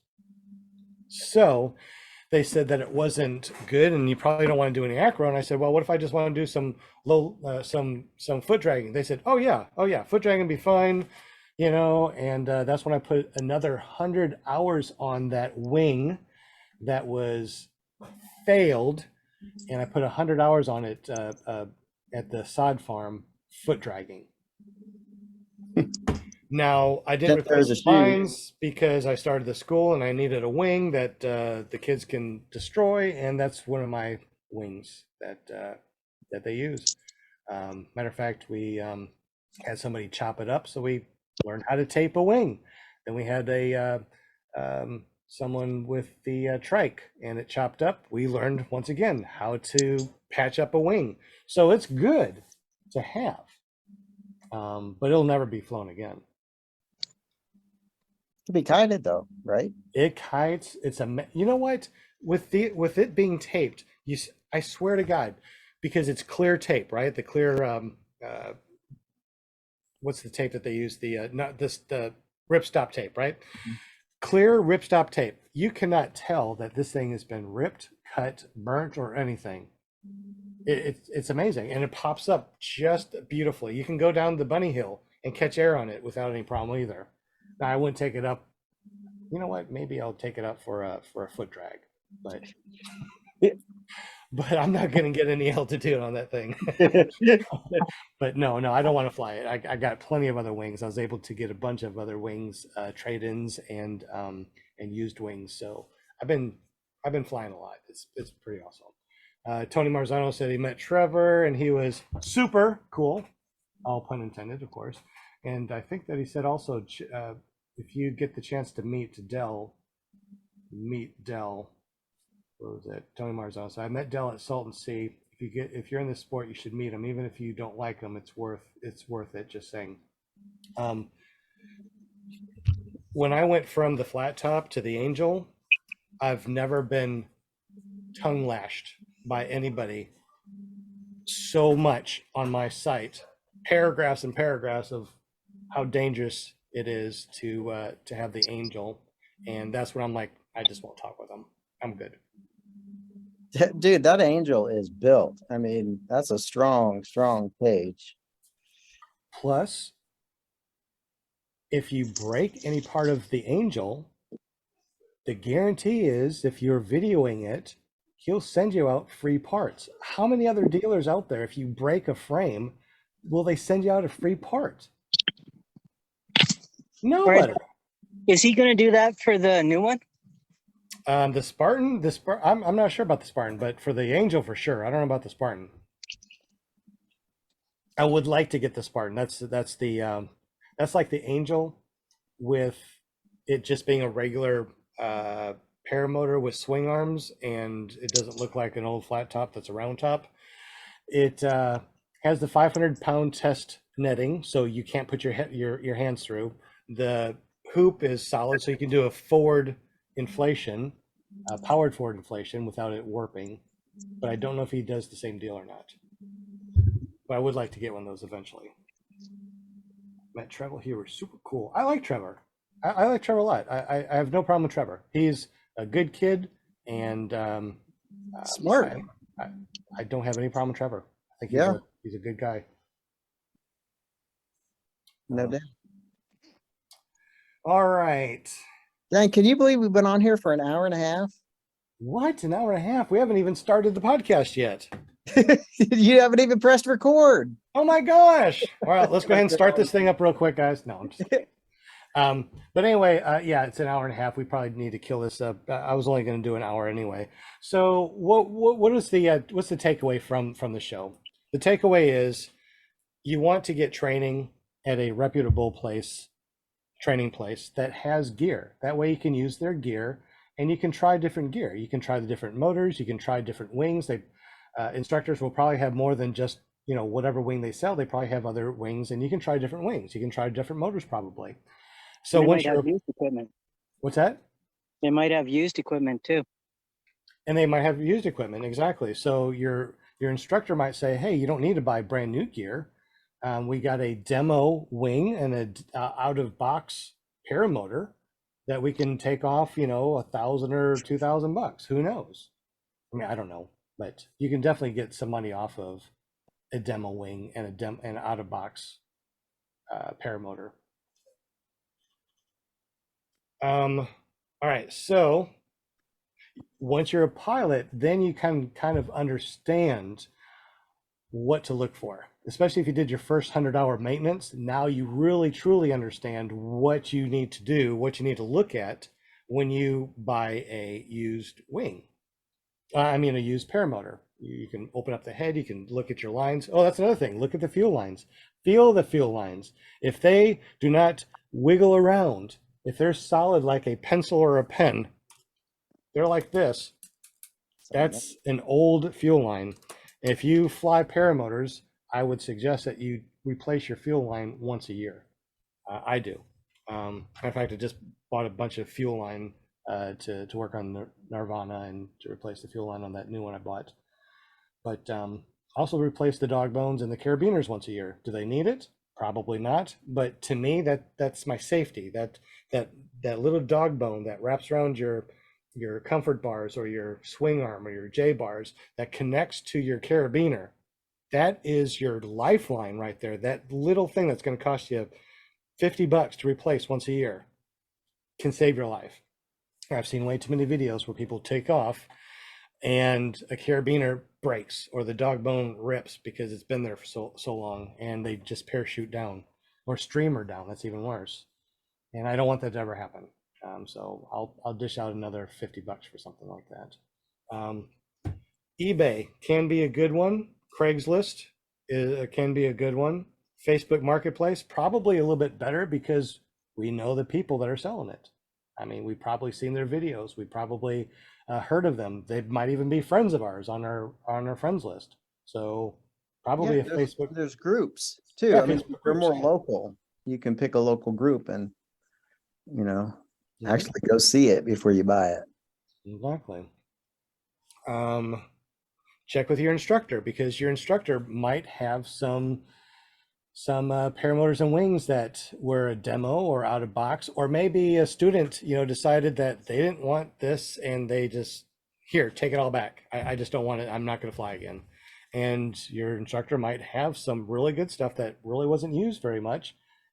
That's good that he can give you like really cheap. Cloud9 or some other place that inspects wings. That's a great place to ask if they have any used wings that are good that I can get really cheap. You might be able to do that. And of course, like you said, Will, reputation of the people that are selling it. I think that is the big key right there. If you don't know the person, you probably need to make sure that you got inspection for the wing, and you probably need to go and actually look at the paramotor with your own eyes, kick the tires, so to speak, and make sure it does kick over and run. Will, Jim, any other takeaways?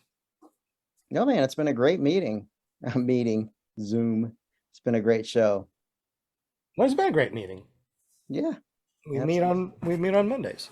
But as far as takeaways, Will would rather have his mechanic go and check, or just buy brand new stuff. Mark McElroy said he would rather just buy new stuff and doesn't want to deal with anybody's used stuff. Jim, in the It future, would be, I would have to, I would have to judge each situation differently. But because I mean, there are so many variations to the puzzle, right?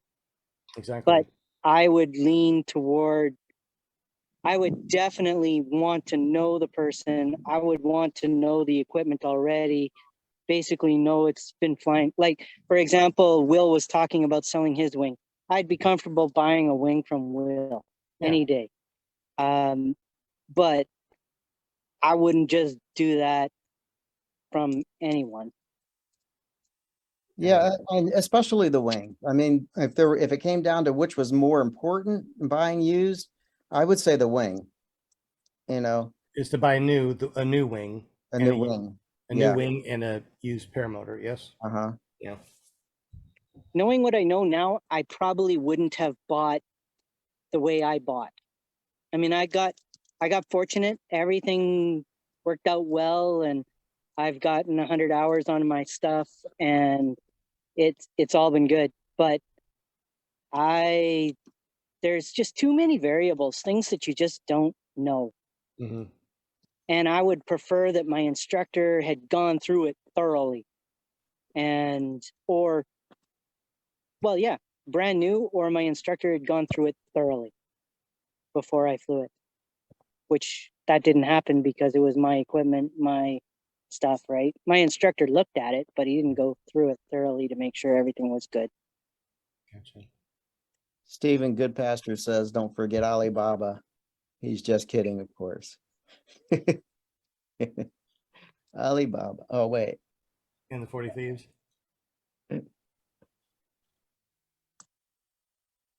You can build a paramotor. Yes, you can build a paramotor. I've been trying to build a paramotor. You think that I've been trying to. So I got a friend that is a welder. I got friends that are helping me do this stuff. I got 3D printers. We've been trying to 3D print, a frame and stuff. You would think that all it is a hoop and you connect a motor to it. There's a lot more involved. I did not realize how much there actually is involved in making a freaking cage, because everything with angles, the thrust, the weld, all that stuff, it's there's just so much involved.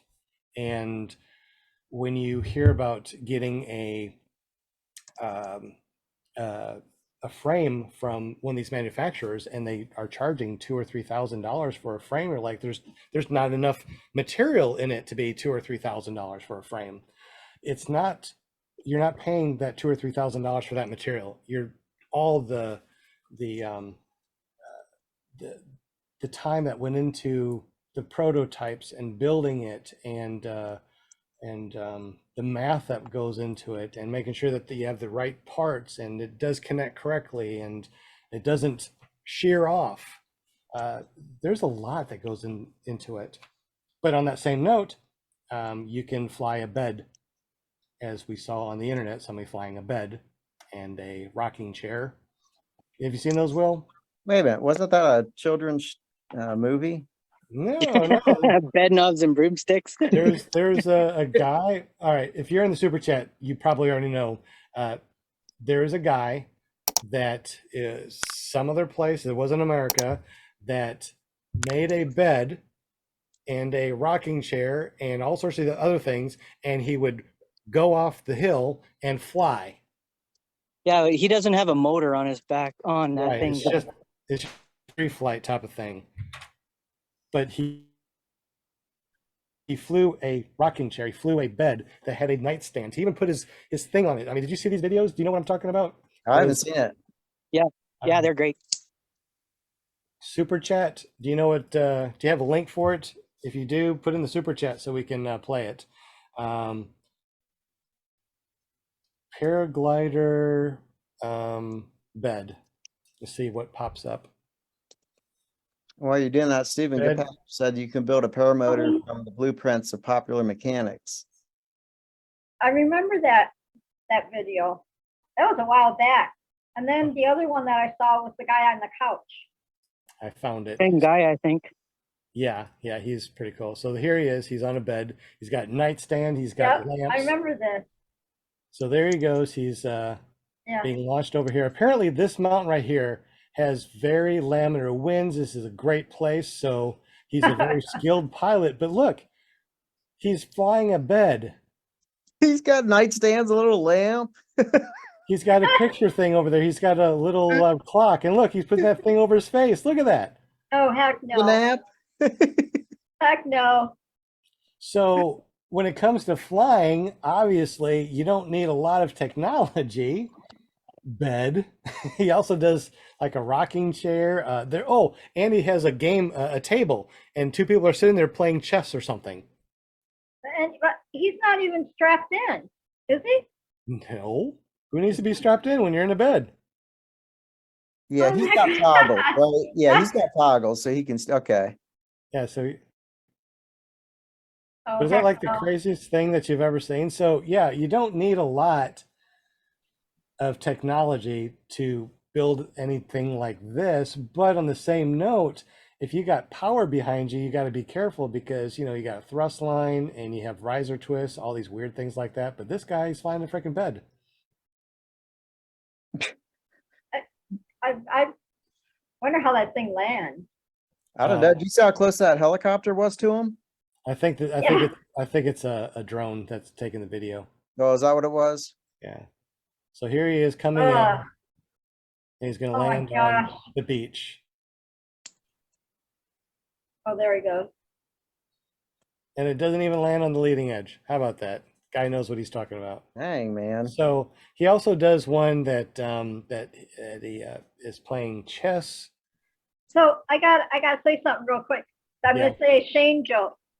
So if he lands in the water, does that mean he has a water bed? Oh, yeah, Linda, That's pretty good. That's good. Yeah, not That's bad. a shout out to Shaney. There we I go. just, I had to, Oh, see, I'm looking for Paramotor. It's I thought you were gonna say, does that mean he wet his bed? Oh no, that's pretty funny too. So we got people that are playing chess when they're skydiving. I flew a powered paraglider and played chess. Skydiving without a parachute. Where's that one? Oh, there it is. Okay. Without a parachute. I saw that one too. My God, can you imagine jumping off an airplane without a parachute and then trying to? So here this guy is again. Oh and yeah, I the asked- guy with the couch. Right. So he's got the That's what I was chair talking about. and he's got a TV. Mhm. So he's got a TV also. And like I said, sorry, my internet is horrible over here. So there, look, he's got a flat screen TV. It's on wheels. And now he's going to fly. Right. I mean, so you can pretty much fly anything that you want to. If it's not, all right. So once again, if it's not powered, it has to be under how many pounds if it's not I'd be powered? screaming. Oh my God. Do you remember, guys, if you are flying an ultralight in the United States, if it's under a certain weight, you can fly it under FAR 103? Do you remember what that weight limit is? Was it Not 155? powered. That's not Right. 254 pounds. 155, right? If it's not powered. So look at, he's putting on his bedroom slippers. He's watching TV. And he's not strapped in. Oh my gosh. There's no reserve. He's got a light. He's got a lamp, so he can fly after dark if he wants to. You don't think he's got a reserve? I don't see a reserve. I mean, maybe it's under the cushion. He's not attached to anything. If he does throw a reserve, Airplane. Well, He's that's fine. true. Yeah, he's not strapped in. right? So drinking a Coke, eating some Cheetos. Now that's what we need to do next, right? Bedroom slippers. So, so obviously it's not difficult to fly something. I mean, if you got a wing, you can pretty much strap on a lawn chair. And as long as you have it angled correctly, here he is coming in for a landing. You can land a frickin' love seat. Unbelievable. Boom. Oh man. So anyway, I thought that was pretty interesting. So when it comes to flying, obviously he didn't buy himself a used wing. I'm sure that was a new wing that he got because his entire life is on that wing. And he just connected to a bed. He connected to a love seat. Obviously, he can connect it to a one wheel with a chair, like PPG Brian does, right? You could fly with that, with a one wheel if you wanted to. So it's not difficult to go fly, but you need to know how to fly first. And once you know how to fly, then all these other things, Yeah. you can try anything. That's why I'm not too worried about getting a $500 paramotor, because all it needs to do is push me. So what's the deal with the jump skydiving without a parachute? I don't get it. You just Well, just- I don't know why you'd want to skydive. If in it's first the place. video that I'm thinking of, the guy had a big net down on the ground Yeah, and he had like thousands of jumps and he just did it. and he had to hit that net, of course. Yes, he did. And it was a massive net, but still, yeah, it's sky. Actually, there's a bunch of different ones that are on here. Jumping without a net. I mean, I just searched for skydiver no parachute, and wow, a lot of people are doing it. That doesn't sound like I don't want to do it. I don't want to skydive. I like the paramotor. You know, I know that I can just push a button or throttle, go, and be safe. Let me go ahead and share this so you can see what I'm talking about. when we were at the Butt Fan Dust Off this spring, Yeah. a guy Dang. Did we lose Jim? he seriously losing lost me. him. Yeah, so this guy jumps out without a freaking parachute and then aims himself towards this big double net. Looks like he's going through a cloud layer. I mean, I'm not all right. In the super chat, if you're still here watching this, would you skydive or have you skydive? Did. Would you want to? I You know, have no. at Moonshiners, they had skydiving there, and a couple of my buddies did skydive for the first time. Oh, really? Yeah, and they just absolutely loved it. And I learned something about skydiving that I didn't know before, as I figured that as soon as you jumped, you'd have that terrible, terrible, oh my gosh, I'm, falling and, but apparently it's not like that. No, it's like going to an SIV course and collapsing your wing. You don't have that stomach feel. I mean, you drop out of the sky, but you don't feel it, and I don't know why either. Well, he said something about the plane was moving forward and instead of you just dropping straight down, you're like kind of like at an angle away from the plane, I guess. So that was interesting, but I don't want to skydive. No. When I was 20, I did want to skydive, but for some reason now I don't.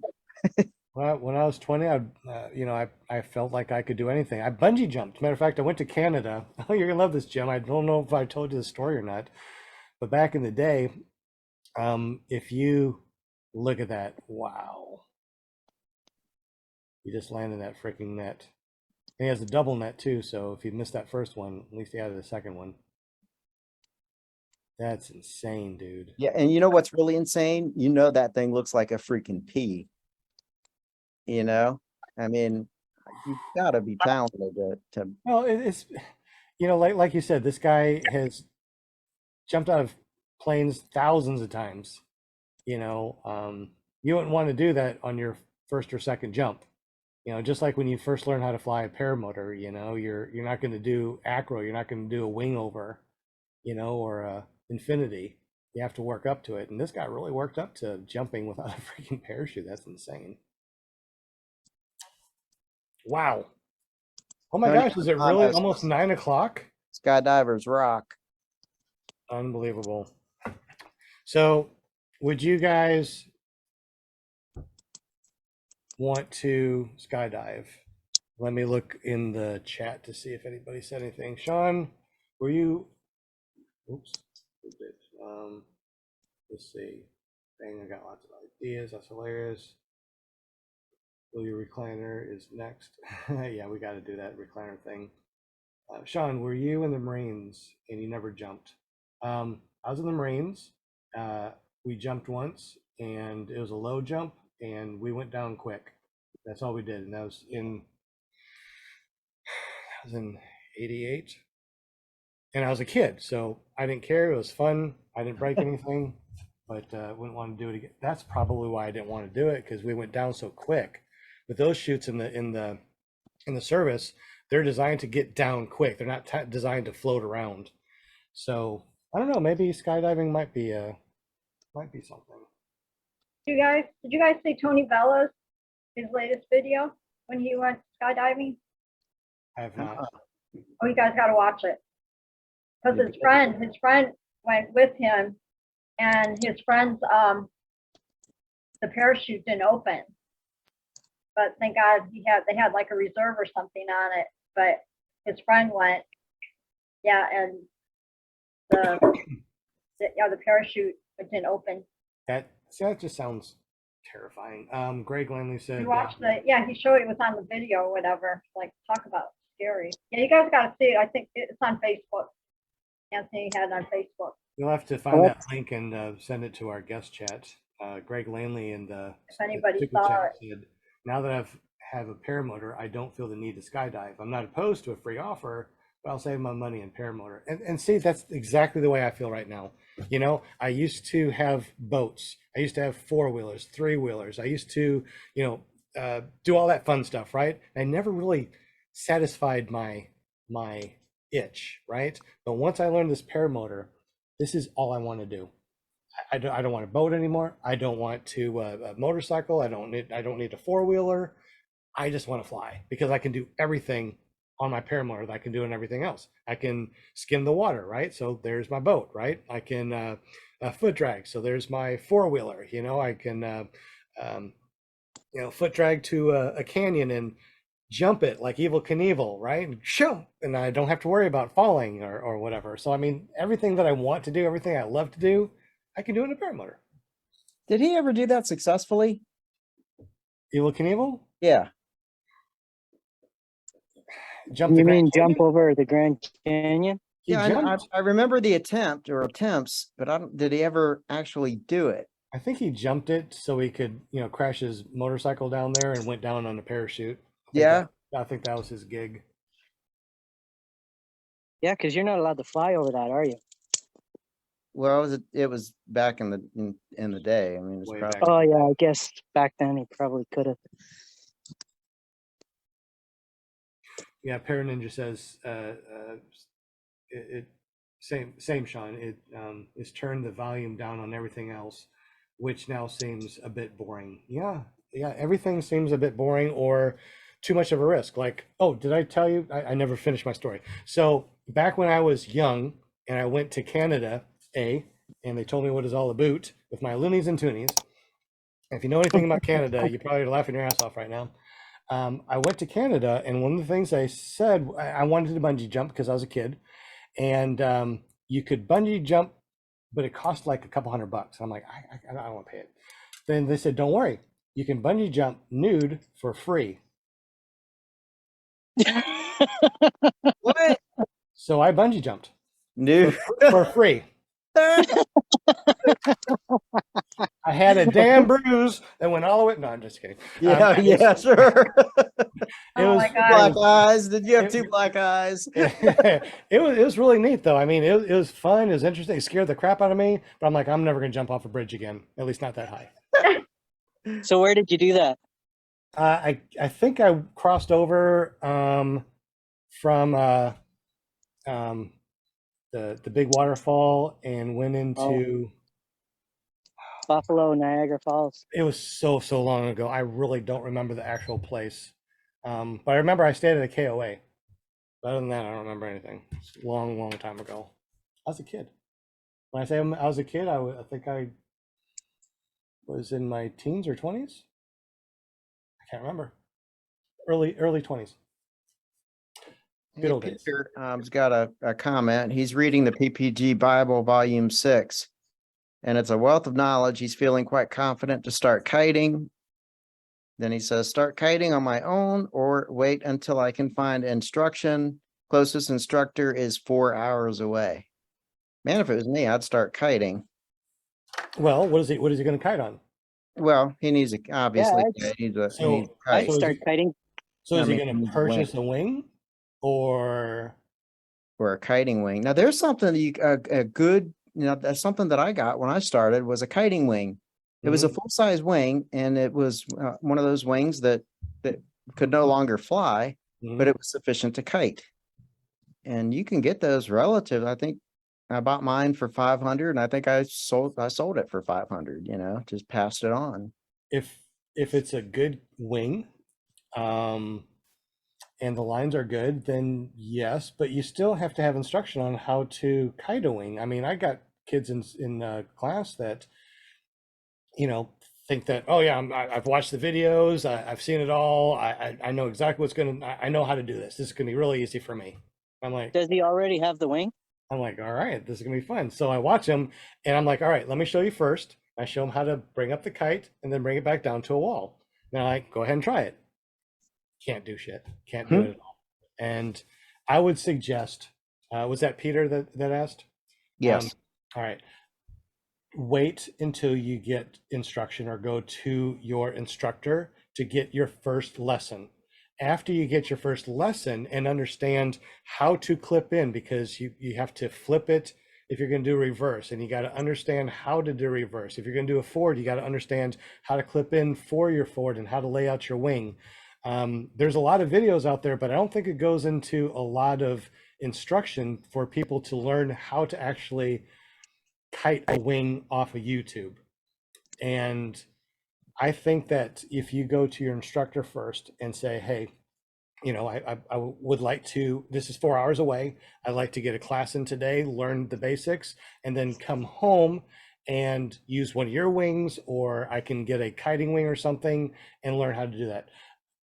Because I've seen a lot of people that tried to teach themselves to kite a wing, and the harness that they had was the wrong harness.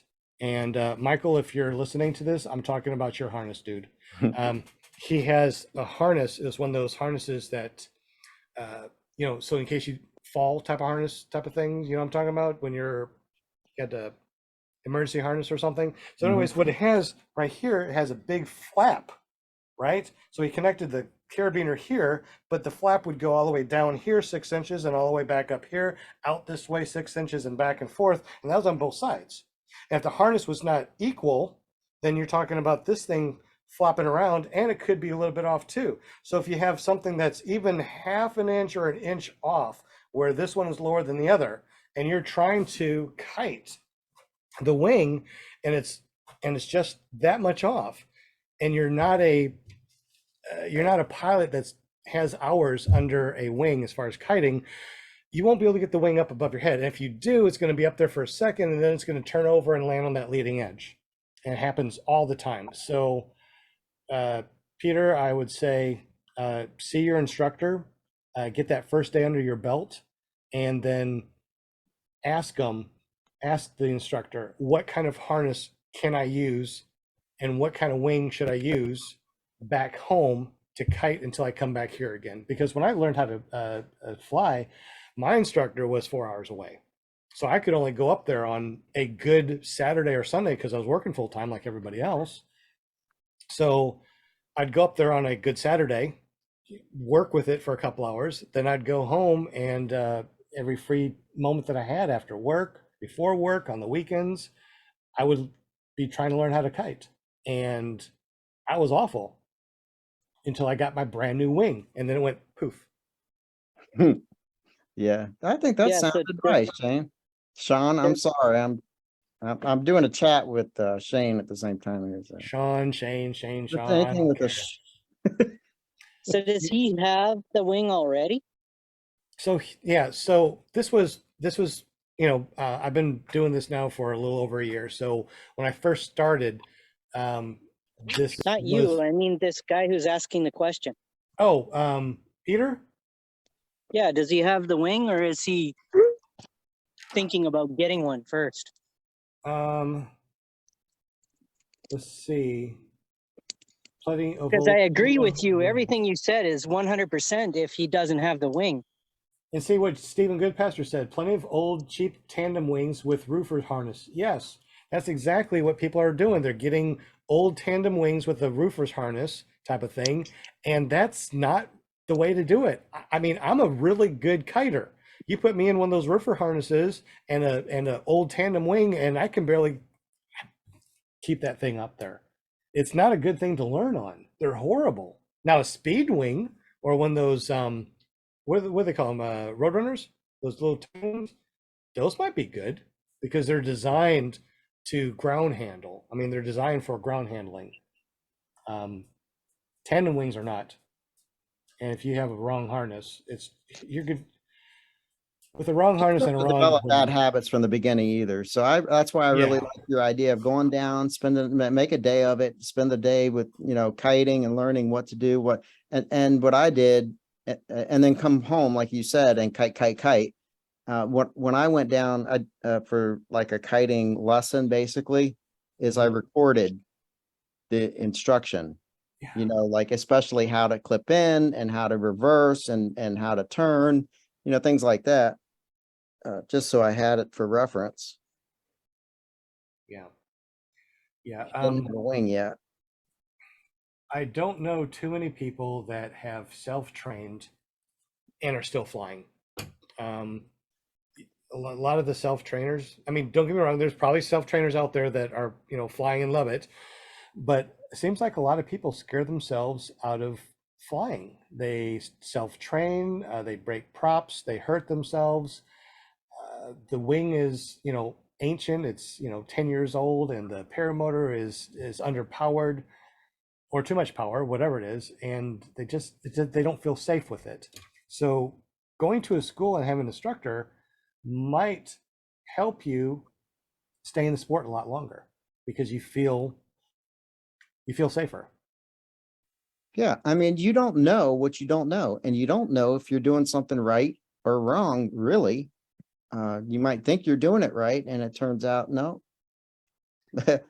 So let me see if I can find one of my old kiting videos when I first started, when I was first learning how to kite.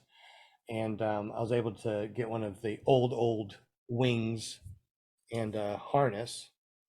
Let me see if I can find that real quick. Let me search my stuff. What am I searching for?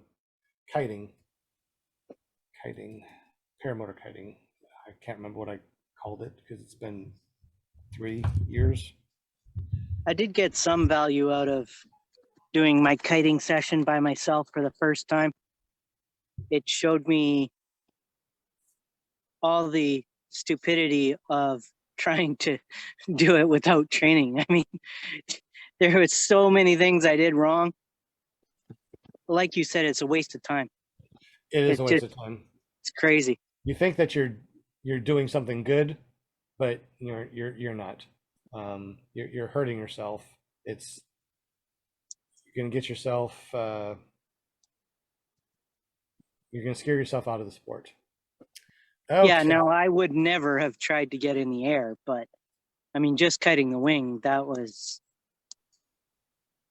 it was virtually a waste of time, except for it showed me that there's no way I could do it without training. Yeah. Mind you, I was never going to do it without training.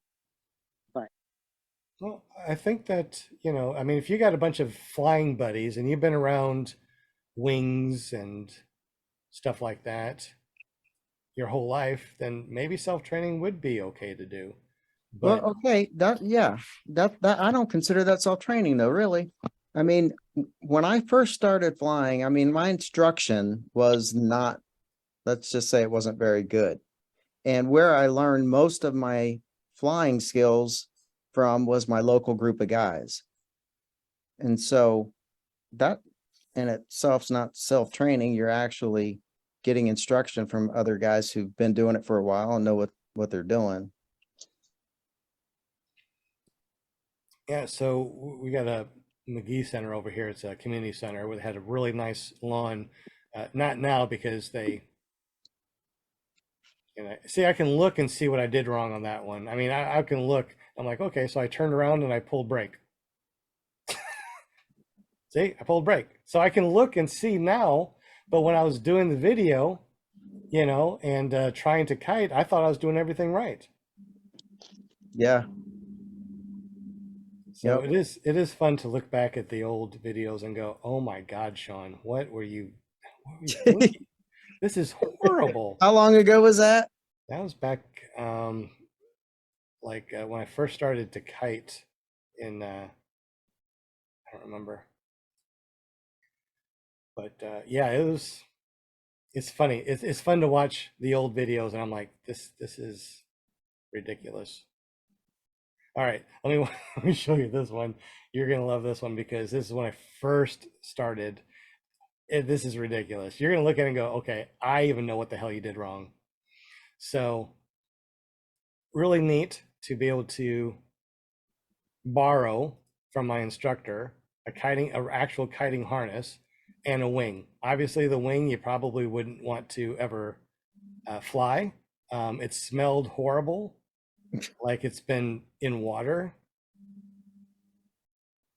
So let me see if I can play this at all. So I don't know if it was the wing or me. Obviously, I think it was me because I was learning how to do this. And I even showed my students, it's like, don't get frustrated. Look at me when I first started. I was pure shit myself. It was awful. So I'm watching this, I'm like, oh my God, I must have lost like 50 pounds dragging it back, opening it up, dragging it back, trying to do it, going forward. Why is it not going up? Look at that. It's like, what am I doing wrong? So unfortunately, this is what your kiting experience is going to be, trying to learn it on your own. Number one, I didn't realize about all the rotor because there's a bunch of trees all around it. So there was rotor that I was unaware of. And all these things that I didn't know that I didn't know. And it's hilarious watching it. But I bet you anything I could take this wing right now and kite it without any problem. Send it. I was fortunate. I had my wife who had never kited a kite like this, and she she kept telling me what I was doing wrong. So she gave me a lot of good direction, and then none of it ever worked though. Poor Sean. Oh my goodness. Wouldn't it? Kind of warm, but yeah. So all I'm saying is, when it comes to, and this was actually having an instructor that told me, what to do and how to do it, and then send me back home with a wing and a kiting harness to go ahead and do it, right? And here I am trying to do it, and it looked horrible. It was ridiculous. But yeah, what kind of license? Yeah, I remember the first time I went to my school for instruction, and the wing popped up and it stayed up. I was like, what the heck? What am I doing differently? I had no idea. Now I do. Peter Stone in the super chat said, "No wing yet. I have access and a chance to purchase an inexpensive wing. It's an old Ozone Class B wing, still crispy." I don't know what crispy means. I guess it just doesn't mean it's like a Afghan yet. But old and hasn't been checked in some years. Not planning to fly it, only kite. All right, you saw that video that I just posted, right? That was an old video or an old wing that was still crispy. It was a Class B wing, and that's what was going on with me. I don't think that you want to buy any equipment that you're just going to use temporarily to learn how to kite.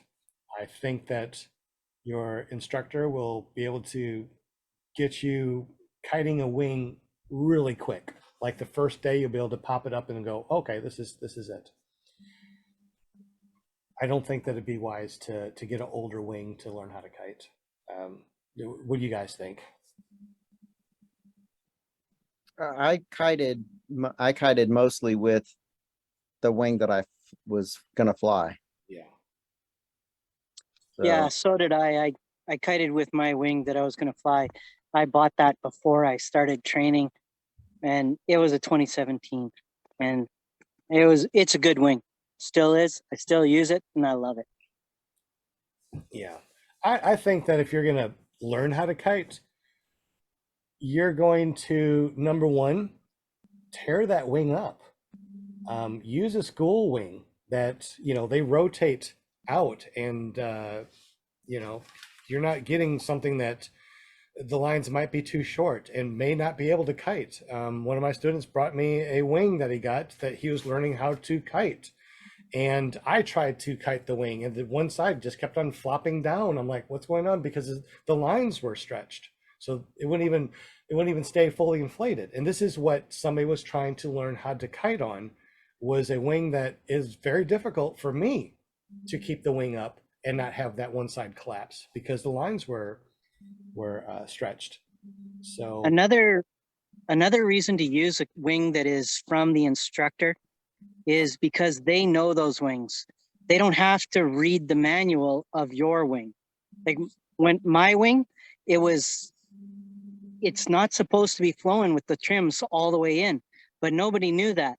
So it took a little bit of adjusting because we just didn't. I found it out later when I finally read the manual. I did figure out how to do it, but and it worked out. But I would have saved all that time figuring all that out if I had just used the school wing. Yeah. Or bought a wing that the instructor was familiar with. Or just have a little bit of time under your belt with your school wing, because when you buy your wing, you don't want to take that thing up and have it turn around and go right down on the leading edge, and because immediately you're destroying your wing. I mean, the wings only have a finite life anyways. Shelf life, 10 years from manufacturer date. So if it was manufactured today and it was still in this package and it stayed in this package, and 10 years from now, someone said, hey, look, I got a brand new wing. You want it? I'll sell it to you for $3,000. If it's 10 years old and it's never been opened, to me, it's not worth it. It still degrades over time. Not as bad as if you're going to keep it out in, midday sun, letting it stay out there, or throwing it in the washer, or going into the lake and catching fish, you know, they only have a finite life. I would say 600 hours, and that's if you take care of it. And that's a good, that is working it for 2 years straight of 300 hours a year. And it'd probably still be good, but they really only have a finite life. And if you don't know who you're getting it from and how they fly, that makes a big determination too. If someone loves to do acro, like I would never buy one of Tucker Gott's used wings. Heck no, man. You know that thing's Used and abused. I you could know. hang it on the wall though. What's that? You could hang it on the wall. It'd be great for students to kite. There's great Yeah. kiting stuff, but I don't know if I'd ever want to fly anything. But like I said, that first year I did 200 or 350 hours on my Roadster 3, and when I sent it in, it failed. So you can this is 2022. I could probably find somebody that got a 2022 wing, brand new at the very first of the year, did SIVs and acros and stuff, and here it is, you know, almost September, and that wing probably would fail. Yeah. Was it crispy? I bet it was crispy. Brand new? Yeah, I'm sure it still smelled brand new. No mud on it. It still looked amazing, but it would fail the test. And if you went up there and tried to do some acro or a spiral, one of those lines would probably snap. How many times have we seen people try to do acro and a line snapped? Yeah. Seen it firsthand. Yep, just happened. Bad apples. So And James. Sutherland. absolutely. So if someone just takes off and they fly early in the morning and they don't do anything and they come in for a landing and they pack everything up, you know, within that hour of a sunrise, that wing is going to last a long, long time. When you fly midday or you're out past that hour after sunrise or before sunset type of thing, the sun really degrades it. If you get it wet, you know, it's dewy out in the morning and it doesn't dry all the way and you pack it back up, that degrades it too. Sunlight degrades it. You keep it in the car or your trunk because you want to go fly in the afternoon after work, right? And so you keep your wing in the trunk. That will degrade it. So you don't know what other people are doing to their wing. And when you buy it, you have no idea what their true history is. Same thing with the paramotor. You really don't know a true history unless it's a paramotor pilot that posts a lot of video on YouTube. And you can go back and go, okay, this is when he got the paramotor and I see how he flies. Yeah. Is it really after 9 That's a o'clock? good point. That's a real good point. I mean, Golly, time is just rolling. it is. Peter Stone said that he's basically asking what are the favorite frames and motors and trying to get market sentiment and opinions. My opinion on that is that paramotor pilots tend to love whatever it is they're flying at the time. And right now, I love my Power to Fly. I mean, it's a good frame. And the Moster 185, I love that motor. So second for me would be probably Parajet Maverick, which is what I flew before the Power to Fly. So it's kind of hard to buy a bad frame these days. They're all pretty darn good. They are. And I've been really lucky because going to fly-ins and, you know, other friends that are saying, hey, fly my gear. I've been able to fly a lot of different gear. And when it comes to paramotors and, you know, what is the best, you know, or what is safer and stuff like that, you really have to, it's risk versus reward. The whole thing is, right? So you can get something like a flat top or the Angel that you can beat the hell out of, and you can butt land, you can turtle. Basically, you can just, you know, try to destroy it, and it's not going to destroy it. They're built like a tank, but they're heavy or heavier, and I don't know. And then you got the lighter ones. But if you butt land on a lighter one, or if you turtle, you're going to break a frame and break a netting. It's all risk versus reward. I would say use your school's gear and just keep an eye out and search for different pilots and go to a fly-in. There we go. Peter, go to the next fly-in. Talk to different pilots, look at their gear, watch people fly. There's always importers and schools and people that have gear at fly-ins. Go to the next fly-in and just check everything out before you go to school. Yeah, and hook up with a local group of guys and pick their brains. Absolutely. Go to ppgzone.com. It's like a Facebook for paramotor pilots. There's an interactive members map, so you can actually see all the pilots that are around you after you register for free.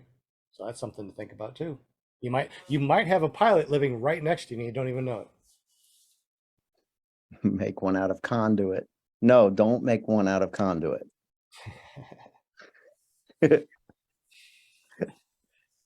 well. Well, this was a lot longer than I was expecting. I was expecting to just do a quick 1 hour podcast and get to bed early because tomorrow is another early day. But I just never can seem to just make it 1 hour on these podcasts because I like to talk so much. Damn it! I love it. And tell stories, talk about paramotors and all that fun stuff. Yeah, if we're not actually doing it, then we'll do the second best thing. We'll talk about doing it. Tony Marzano said, and when you reach the Holy Grail, Dell will be blessed and you won't die. Oh my goodness. You guys are funny. Well, it is 9:15, and we've been doing this a lot longer than I was expecting. I hope that you're able to get some pretty good takeaways on this podcast today. I think the biggest one is see an instructor. Use their gear. If you don't know better, if you don't know what you don't know, go see an instructor. Talk to him. You don't have to pay any money. I'm sure that he would love to have you come to one of his free classes. I always have free classes on Saturday mornings. For everybody that doesn't know if this is what they want to do, it's come on over, see what it's all about. Talk to the other students. Look at our gear. We always bring the gear out. Wings and paramotors, so people can see. I would say go check things out. If you are bound and determined to buy equipment before you have training or self-train, I would say get up with a pilot in your area and talk with them and say, hey, I'm thinking about doing this, but I want to self-train. Would you take me under your wing? Right? I mean,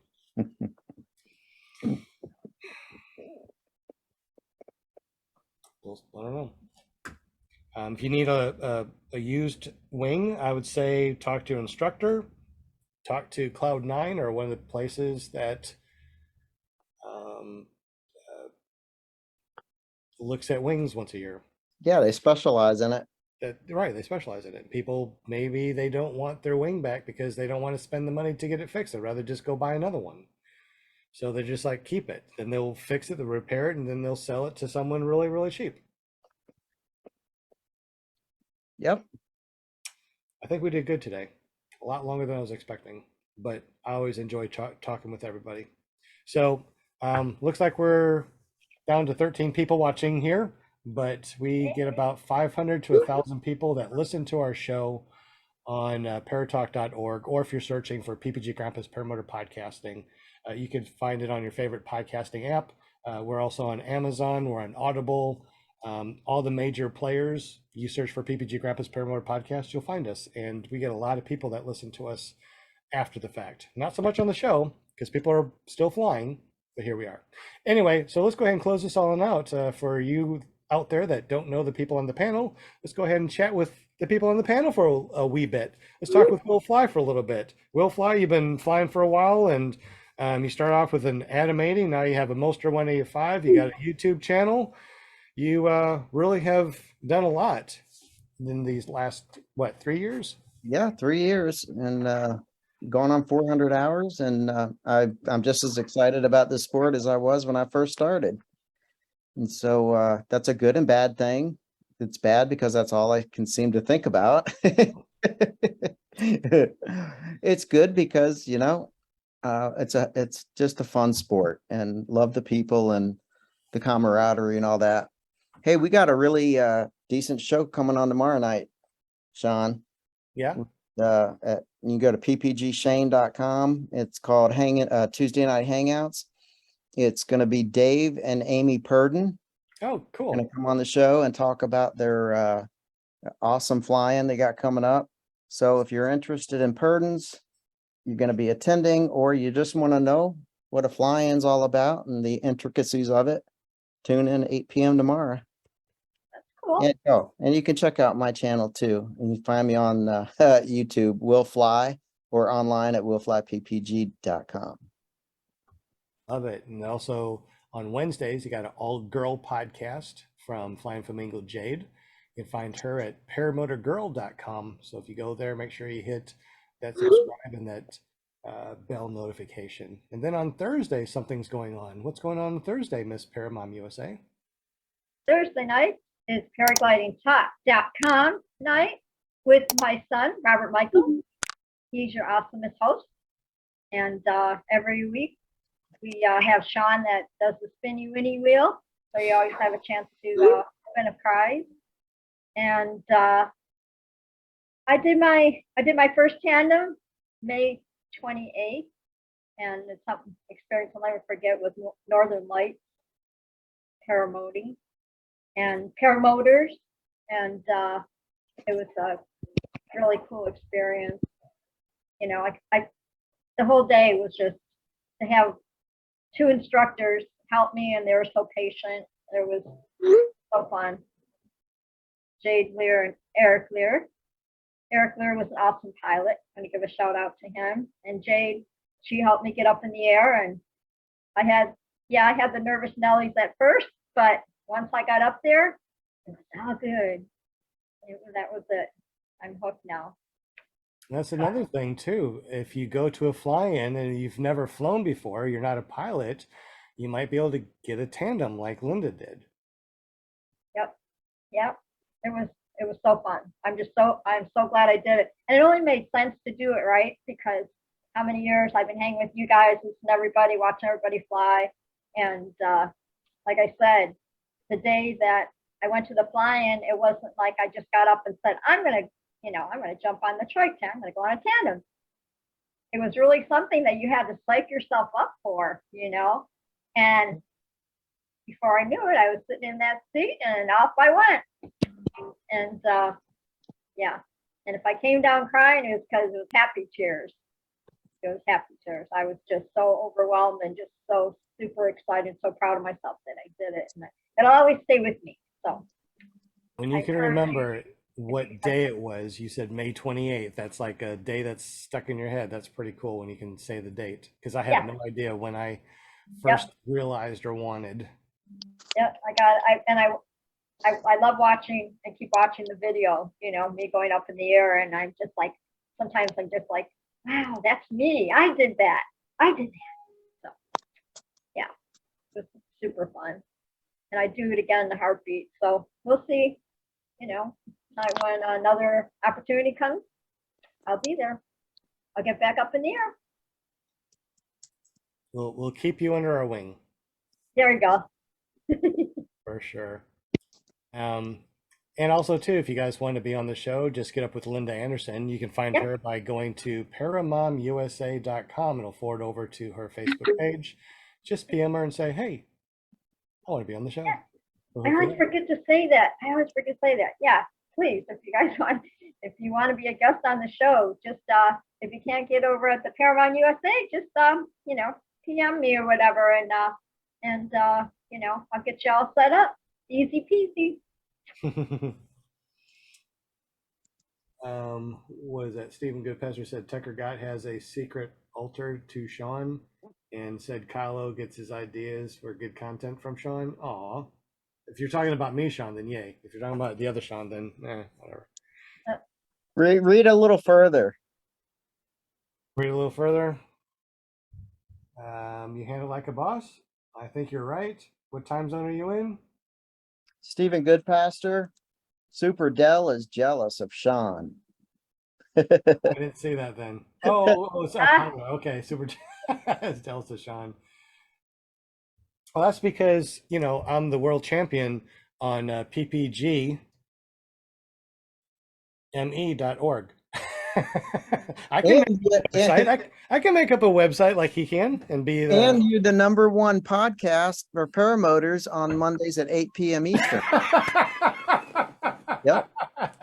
There you go. You're right. I am the #1 podcast on Alright. Monday nights. Numero uno. Oh my goodness, that's awesome. Yeah. And we can't forget Jim from Canada A. He helps us out with all of our decals. So tell us a little bit about your decals. Yeah, I can help you out with decals or calendars or checks or whatever you need. Except for money, I can't print money. That's not allowed. But he can And print checks instead, right? but You just said you can print checks? Send me yeah. $1 million check. All right, great. I won't fill it in for you. Oh, okay. Oh, by the way, Jim, I got that package that you sent me with the other Oh, stickers. beautiful. Thank you very much. Oh, I'll good. be sending those You're out to welcome. people. Beautiful. So yeah, if you want any printing or yeah, you want something custom, just give me a call or check out my website, carepp.com. And that'll take you to all my social media and everything. Oh, that reminds me. On the okay, so I went to your new page, right? And when I went Yeah. there, something popped up and would not go away, and I couldn't look at your page anymore. I was gonna Was that the tell you- MailChimp thing? Yeah, I think that's what it was. It popped up. I couldn't get away from it. I couldn't even do anything on your site from my phone. But I don't know if you could do the same thing, or if you could, or you could navigate through the computer. So I forgot to tell you that. So might want to. Yeah, there should be a little X in the top corner where you can get rid of it if it's on your phone. I should just get rid of that. Yeah. So when I go there, carepp.com. Matter of fact, everybody that's listening right now, just go to carepp.com, and as soon as I scroll up, that mail munch comes up, and now I can't get rid of it. It doesn't go anywhere. I can't hit the X. It's just there, and X doesn't work. So Thank you for anyway. letting me know that. I'll get rid of it. Okay. So if you guys are I listening had that to happen this, to myself once. what? You went to your own page and you couldn't look at your page because of that thing? Yeah. Yeah. And I thought, I need to get rid of that. But then I tried it on my laptop and it worked fine. So yeah, mobile version. I don't think too many people look at websites on a laptop unless you're like 50 or older, right? right. Us young kids, we use our phone. Are you talking about the subscribe? Yeah, the MailChimp thing that subscribe pops thing. up. Yeah, swipe Yeah. down. Yeah, I swipe down, then I go back to the top, then I try to scroll down, and then I can't get rid of it. Oh, yeah. So I can scroll up, but I can't see any content, and I can't hit the X. The X is not working. So if you're listening to this, go to carepp.com and see if this is still happening. And if it is, fill it out. Let me know. Subscribe. Make sure you fill in all your information, subscribe, and I'll send you a sticker. Yeah, Ooh, that's sneaky. You have to fill in your name and stuff probably to make that disappear. It probably even pops up when you're visiting other websites too. Man. Yeah. Yeah. Exactly. No, it's not a virus. It's something that we actually put on there. No, I'm sure it's a simple fix. So I like Care PP. Yeah. What happens if you got a Care PPG.com? Well, that goes directly to the YouTube channel. Oh, you do got that one. That's awesome. So that was a good question. So Care PP is CarePrintingandPublishing.com, right? Or yes. PP is publishing printing, right? Care PP is my everything. It's like a landing page. So if you go there, you can access everything. Okay. Even your Care PPG, which is YouTube Paramotor Shenanigans. And you're up to what flight now? 152. Holy smokes, you're catching up to me. Not. No, not probably not. You Awesome. probably do 152 in a couple months. It's not. It's not uncommon for me to burn through 20 gallons of gas over a weekend by flying morning, noon, and night. Um, yeah, I get a lot of flying. I just like to fly. I really like to fly. If I don't have students, I'm flying. If I have students, I'll show them how to fly. You know, I'll go fly real quick and come back in for a landing. I'll show them different things too when I'm flying because it's just easier. It's neat to see somebody fly. So it's like I'll go up there and I'll come around. I'll do a spiral or big ears or something, a wing over, and they're like, "Oh, that's so cool." Then I come in for a swoop, and I gently come in and go, boop, just like a butterfly. And I'm like, "That's how you land like a butterfly." Sing like a bee. Don't want to sting like a bee. That hurts. So anyway, it's 9:30, so let's go ahead and call it a night. You guys have been amazing. Thank you very much, Will, for hanging out, and Paramount USA, Linda Anderson, and Jim from Canada A and his maple syrup smelling money. Thank you, chatters. I appreciate you. Much love. We'll be here come back next Monday night. We have Matt Minyard in the house Matt with Minyard. Woot, woot. Paramotor, Louisiana.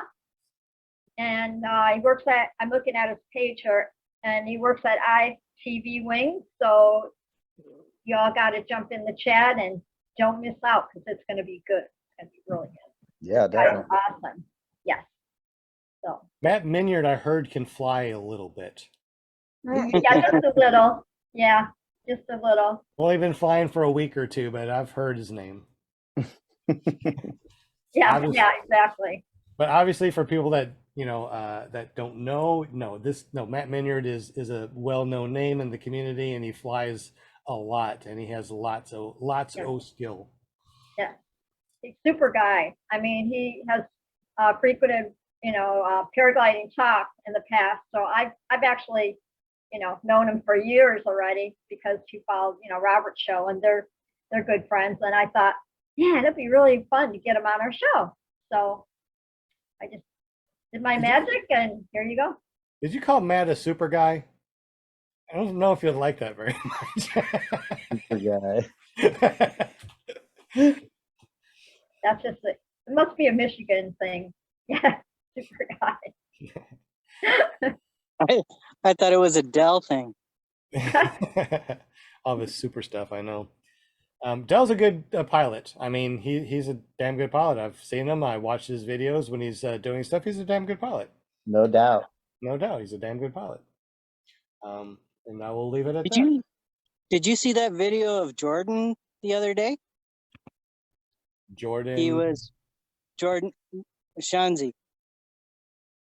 He Oh, he was kiting and he was walking. He climbed a pole with using his ankles. oh yeah, I saw that. Man, that was crazy. Yeah, I I'd saw love to that. try that. I would love Laminar Wind by the ocean also. I would be probably even a better pilot if I had Laminar Wind from the ocean, but I don't. I'm inland in Arkansas with weird wind, and that's what I fly in, weird wind. Which I think would probably make a better pilot. I think so too. Huh?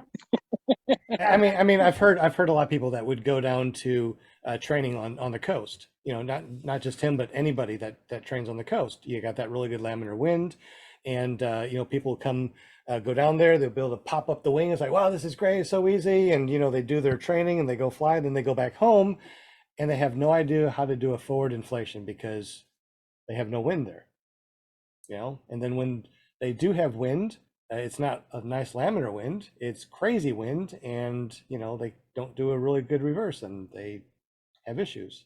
I've heard that a lot. But anyway, like I said, I've had a great evening. You guys are awesome. Thank you so much for everything, and we'll see you tomorrow at PPG Shane's show with who and what are they doing? It's Amy and Dave Purden. Talking about Purden. If you want to go to Dave Purden's Flying, this is probably a podcast you want to listen to. Most certainly. All right. Y'all be safe. Y'all have a good one. Sean Simons, PPG Grandpa, iFlyParamotors.com and PPGGrandpa.com. You can find me there. And we'll see you tomorrow on PPG Shane.